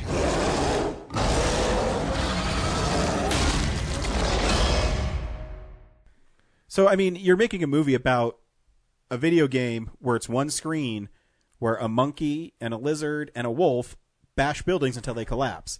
Now, somehow they got to make this into a movie. Yeah. And so, you get four writers. They did it. They did actually collapse a building in the movie. They did. Which and was at the beginning, I'm there like, you is go. this a horror film? I mean, this is Oh, shot 'cause and it's the kind yeah. of violent. I'm like, whoa. And actually, Yeah, for a PG-13 movie, there's a lot of gore. yeah, I actually thought this movie was pretty violent. But Yeah. I'm watching. Says, wow, there's this dude who's all chewed up, and this lady's trying to get on. Oh, is this a horror film? I mean, Yeah, like and- shading, like the black, the like the light doesn't always necessarily hit it on point. yeah, But they also, like, there were a couple moments where I thought, like, man, I could see people, like, bringing their kids to see this because their kids were like, I want to see the Big Monkey movie. And then you're like, Severed there's hand. kind of mean things happen to the monkey, and you Yeah. get sad for the monkey, and you're like, oh, you know. That opening's pretty cool too, just the way it's shot. Oh and yeah, the way no, everything works. I think, like overall, I think the movie's really competently made. It's, Yeah, exactly. Yeah. Oh, it's- yeah. There's no. Yeah, George, like in the preserve when they first meet George, Yes. like I don't know. really good. Yeah, I don't know when he's I think he's always a CG monkey. Yeah. But if you told me no, that's a real monkey that we trained sign language, I'd be like, okay, yeah. Like he looks really good, which makes sense because he's in the movie so much and doesn't really change the way he looks until he gets dirty. You know, that's too is weird. Is all the other monsters got genetically enhanced, and he was just angry. Bigger. Yeah. bigger. Well, it's because he's the friendly one.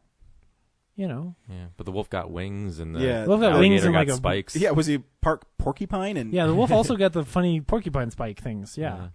No, so did the what was like an ankylosaur was part of the alligator? I don't know. Oh, yeah, the alligator got and it elephant had tusks. huge tusks. Yeah. Yeah, it was You know, weird. actually, I thought the introduction of the alligator was sweet too, where Yes. it's like going through the. We don't have any river. subs in this area. Yeah. Like, right. Oh my god. oh, and the So exposition in this movie. Yeah, it was bad. Dude, the military is the worst. Like, that guy is not, like, every scene with the military in it is ripped from some other movie. But that first scene with Malin Ackerman and what's his name from The Office? New Jim. Yeah, New Jim. Oh, is that who that actor is? Yeah, but when they're talking about, like, you know, they're having a scene of like what's happening, but it's to catch the audience up to speed on what the company's doing. Yeah. Oh yeah. And I'm just like, I can just imagine them like on set being like, I can't believe we have to do this scene. Oh yeah.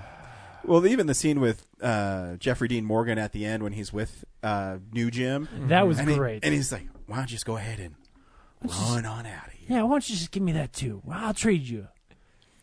Why did he man. want the rat? I don't To understand. save it? He Yeah. just dumped it off on that army guy like a scene later, and then He traded him for the satellite phone. Was I the rat forget. important? I Well, 'cause had to I step thought outside it had for to a have minute. had So genetic okay, something. but they never it's say part of like the opening. Yeah. Like there was a Well, mutated but rat that's- in the beginning, but yeah, but it's not the same rat. No. I know it's not the same rat. But I was like, does it have some significance? Okay. To I know. I was Yeah. genuinely asking The a question. rat's a 'cause I had metaphor to. for the two villains who are rats in real life. I had to step out for a short piece of the exposition right before like the plane sequence happened. So when I came back, I wasn't sure. Like that rat showed up again, and I was like, "What is this rat? And why is it here? And why does anyone give a shit about it?" I thought the plane sequence was pretty cool too. I thought it was fun. Yeah. Before I forget, at what point did The Rock dose George with the anti-aggression serum? They That's When they it. fed Carla, or not Carla, when they fed Mel, Oh, when he swallowed, No, not she had it in her she had pocket. it in her purse or yeah, something. he puts it in. Yeah, she puts it in feeding the monster to the. and I guess they giant knew that monkey. George would eat her. Yeah, no, I mean it's a coordinated attack here. So Naomi Harris puts the thing in her purse, and then The Rock calls George's attention.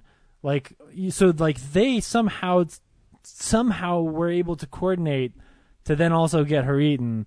But it's right before the building falls over. Keep some extra ones though, because like when they're in the lab and she's like hand them over, Oh. did she like sneak another 3 to keep for herself? No, she took a bunch of them, and there were more. I don't know why they didn't get more, because the Jurassic there's like Park 9 thing of them on that thing. Yeah, the Dino DNA holder Canister. had plenty of them.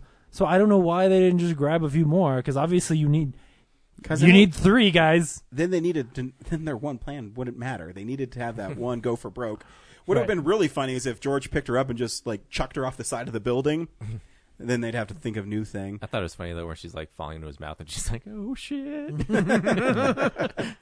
Yeah, this movie. I think this movie knows exactly what it is. Yeah, and it's basically Even when The Rock gets shot, and Yeah. then he comes back like a scene later. She's like, "Weren't you shot?" And like, "Yeah, well, I guess it just missed the vital organ, so we're good." Right. He's like not in any pain at all. But there's a really funny line with The Rock after he beat up those. He's got a few good ones. He beat up those dudes at the military base. Yes. What does he say? He's like, I really want to kill those guys. He's talking about the cowboy, and he says like, "Oh, I really wanted to choke him out too." Yeah, that was a good one. He's got a few. It's a big arm. Just go to sleep. It's a big arm. Go to sleep. Yeah.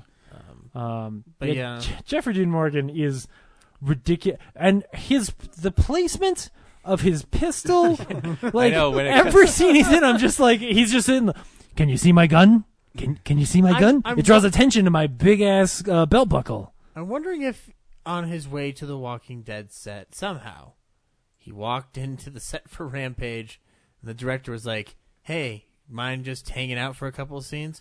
Sure. Is it okay if I do anything I want to do? Yes. Right, Look, right. okay. If I'm going to brag about being a cowboy in this movie, can I at least have some like outrageously gold-plated gun like wear all the time? Because fuck it, why not, Brad? Yeah. Hey, what if my character can just be wherever the fuck he wants to, so he can be with the military, then suddenly be in the lobby, and I can just go anywhere I want. And can he give allegories that make absolutely no point whatsoever? And then him and Naomi Harris, like, it seems like they have a plan to go help The Rock, but then they just show up after everything's done and say like, "Hey, good job, Rock." I think at one point they realized like we need to cut this movie down. I guess. Because we've got to get back to the monsters. I mean, the scene with George and The Rock fighting the lizard was pretty awesome. Like, so over the top. Yes, that was the only time where I could see the the lines on the CG with The Rock as opposed to the animated. Sure. But I mean, it's like it's the thing that kind of just goes away in my head right away. Yeah, like when he's in the helicopter. That and Pharma Girl getting eaten. Sorry. Yeah. Oh yeah, that thing is so over the top of he like dangles her and drops her, and then that weird composite shot of her falling like, oh shit, and then she gets swallowed whole by the monkey. Yeah. But them fighting the alligator is pretty fucking. Yeah, I was reading an interview with The Rock, and he said that George was supposed to die at the end. Yeah. And he said, "No, let's make this fun." Yeah. And right. Yeah. They changed it. It was pretty funny at the end. And it's funny because then they have that shot where like while he's pretending to be dead, like The Rock looks around and he's like, "Oh, look at all these people that George saved," and like there's this montage, and the whole time I'm thinking, George killed a lot of people too. Remember when he literally swallowed a woman whole? Like a lot of people are dead. But Pharma Girl had it coming. Yeah. Well, yes, but you know, like when Pharma I'm Girl sure he got crushed some chopped on his head. Yeah, there were definitely some dudes, some soldier dudes. And the getting Rock crushed. also had a line that George didn't ask for this. It's true. You know, I know. I'm just saying. He's roided up, full of anger. Yeah, I thought for sure there was going to be, instead of the poison, the antidote thing, like there was going to be a scene where he had to like talk to George and be like, "Remember," or like something was he was gonna come across. I don't know, who you poachers. Yes, like Chris Pratt and the Velociraptors. Like, you know me, you know me. I literally told Zach on the way back, I was like, I liked the part where a guy can train an animal in this movie more than the one in Jurassic World. I was more okay with it here. I like Jurassic World. Yeah. Yeah, I wish this movie was more crazy though, because it felt like it was playing it safe to be like, maybe this will be a like cinematic universe for Rampage, but we're not sure. So, but like stuff like having the Rampage arcade cabinet in the villain's lair, Like I was like, yes, more stuff like that. That's like I wanted this them, premise is ridiculous. I Why wanted not them just to be go about for the fences? twice as big at the end and literally just be knocking over buildings. Yeah. Like Like those- using the buildings as like baseball bats. Yeah, Which, yeah. There's a lot of room for the Sears Tower to fall. Like a lot of like it didn't just fall into another building. It just Yeah. had like a good lane to. Yeah. It's funny now clear. after Man of Steel, how many movies have is the city evacuated? Yeah. Make sure the city's evacuated. Not everybody's out yet. Yeah. But good times. Yeah. There's worse It things. was fine. It was fine. This week, me and Brad also saw I Kill Giants. Oh, yeah. Brad, should people see I Kill Giants? Yes, but you'll have to watch it on demand, I guess. Or May 22nd, I think the Blu-ray comes out. Yeah. But yeah, you can get it on demand on Amazon right now. Oh, cool. What shit? Right now? Yeah. We need to finish this podcast. But yeah, it's a sweet story. I haven't. You read the comic books, obviously. I didn't, so I have a different perspective, I guess. But yeah, a really sweet story. It's a little like there wasn't as much fantasy. Like I had an idea of like it would cut into like there's one sequence with these like animated monsters that's a bit expositional. You know what Joe Kelly told me yesterday? All done by one dude. Oh wow! Oh yeah, like in the hand drawing thing, yeah. But like the other CGI spoilers, I guess, in the movies, like those, I guess, were a team. But I mean, for a low budget movie, like that monster CGI, and like they hide some stuff really well. It's pretty impressive, and yeah, like it's definitely a more dramatic comic book movie, I guess. Yeah, as a fan of this series of comics, it's kind of surreal seeing it on the screen because I loved it. I mean, obviously I cried in it, and yeah, you should definitely see it. I mean, go buy it right now. And it's not the comic book movie you're expecting. It's a very personal story for Joe Kelly. But it's the comic book movie you deserve. Yeah, it's not the comic book movie you're expecting. It's the comic book movie you deserve. You know, it was fun when I was at Dink. Joe Kelly I talked earlier in the show. He's nice. I'll talk about it now to kind of give me some inside baseball on making the movie. And so the CGI part. Here's a trailer for I Kill Giants. Remember, I'm going to spoil this. Should I leave? You know the story. Okay.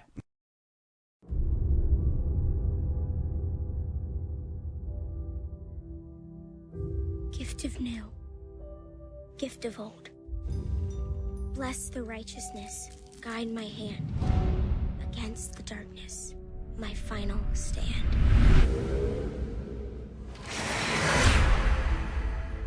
Barbara, I want to get to know you a little bit more.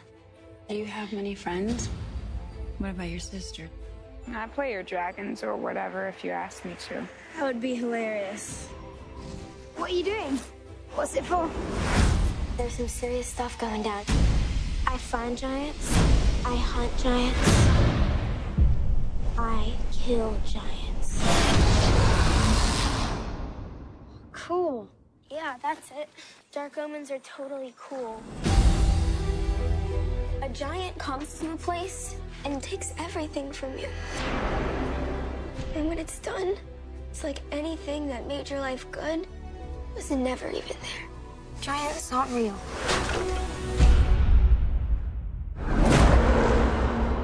Then why are you sweating?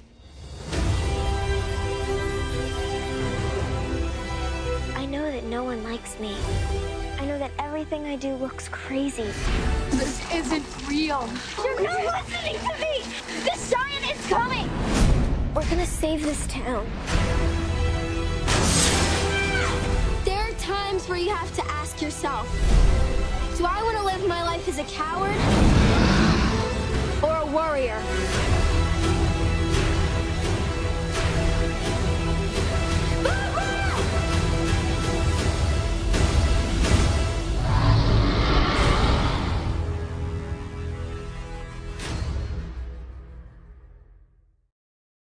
I don't know the story. Should I leave? Yeah, you should just go home now. Yeah, I should just. You could just piss on off and great. Okay. I actually don't want to get this spoiled for me, so I'll step outside for a second. Okay, cool. So I Kill Giants tells a story of a young girl named Barbara who is a social outcast, and she has this magic ability to that no one else seems to know that there's giants all over town, and she can kill them with Kovaleski, something that she holds in her satchel. And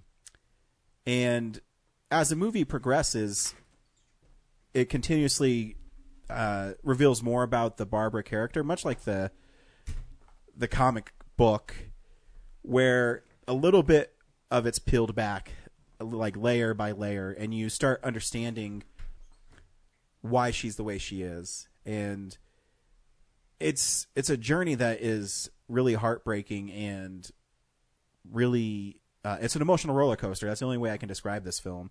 Is it's funny at times, it's sad, it's heartwarming. You know, when she meets Sophia for the first time, it's great. And the two lead girls in it are great.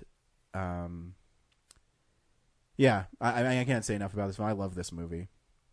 It made me cry.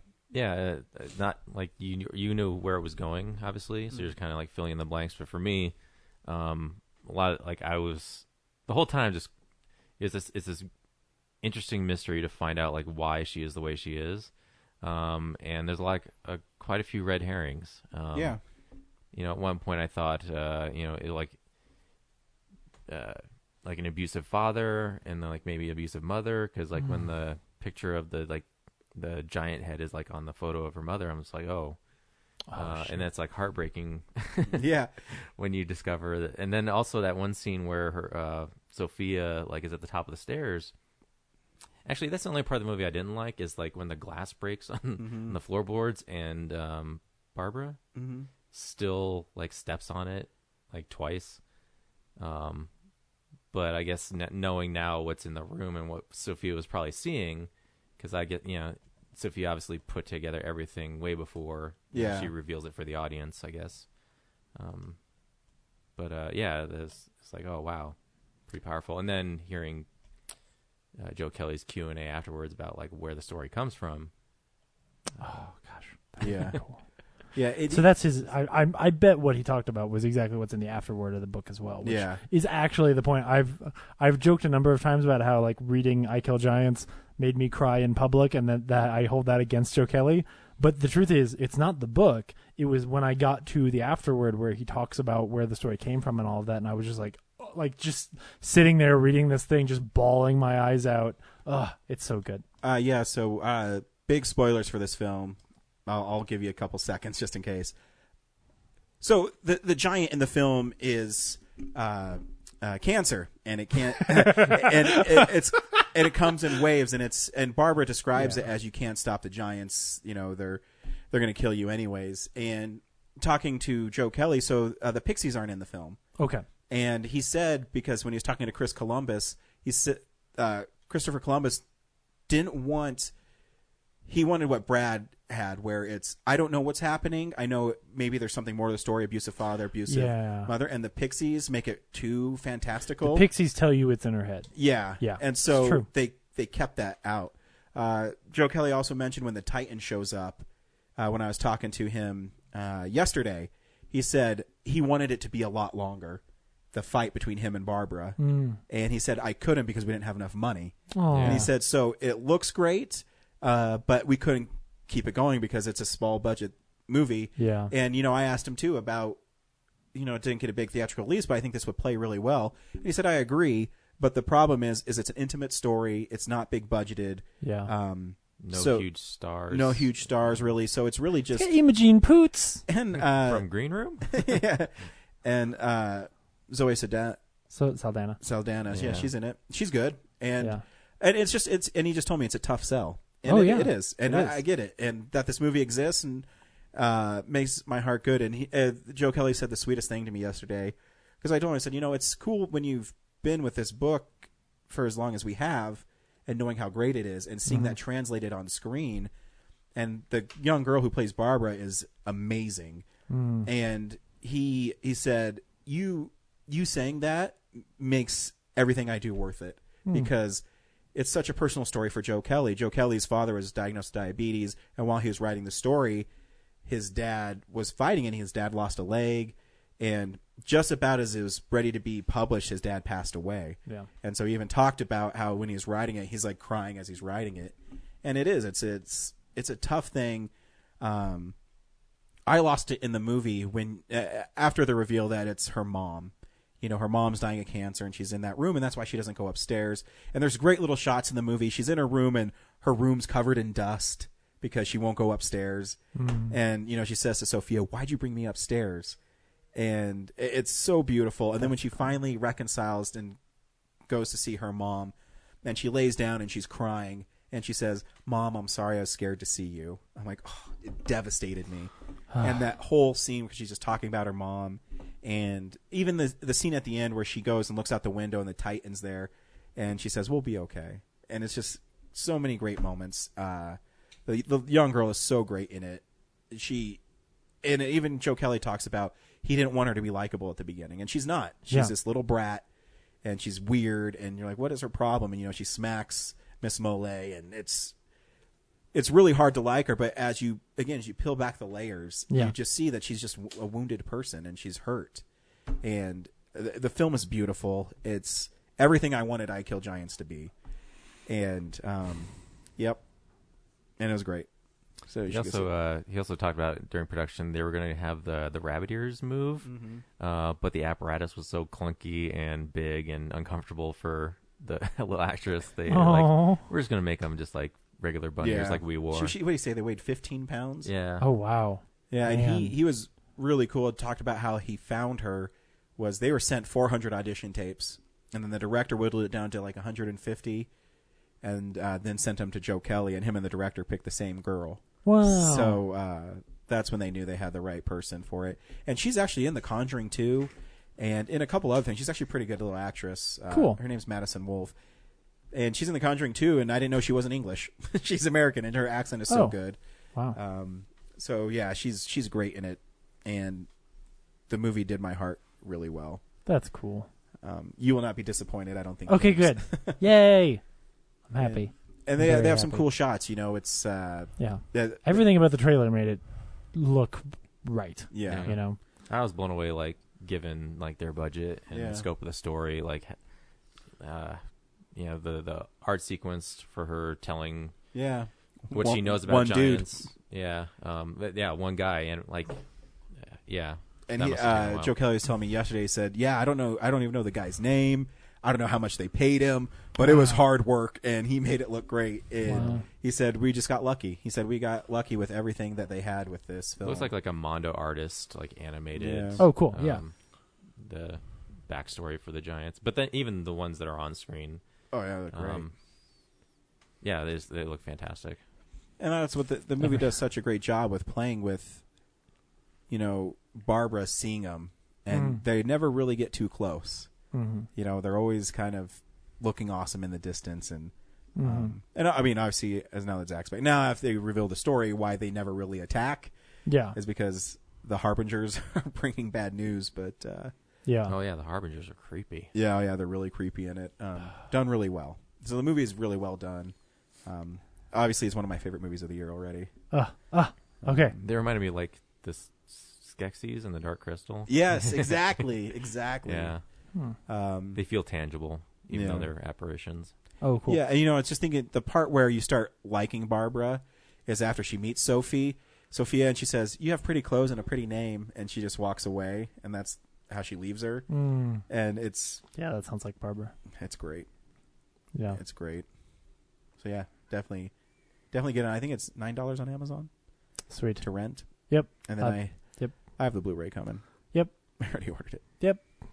Next All week of this is good. Real Nerds, we're seeing Isle of Dogs. Sure. Oh, is that what we're doing? Okay, cool. I'll watch it again. Yeah, Sweet. So will I. Or, I mean, what other... I don't know of any other new movies. No, let's make that the episode. Okay.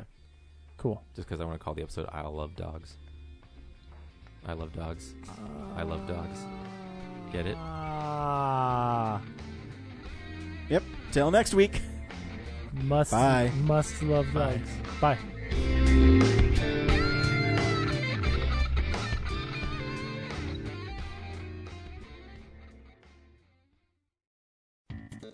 Thank you for listening to this episode of Real Nerds Podcast. Real Nerds Podcast is a production of Nebulous Visions Multimedia. Thank you to Sparks Mandrill and Plan 9 Studios for our kick-ass theme song. Also, if you're in the Denver area and you're looking for a cool place to see movies, we see them at the Alamo Draft House in Littleton and now also in Sloan's Lake. Thank you to Colorado Coins, Cards, and Comics for supplying us with all our comic needs, especially you, Andrew. You know who you are. And a big shout out to James's mom. I'm giving you an electronic hug that you can feel through the airwaves. Thanks for listening, and have a nice day.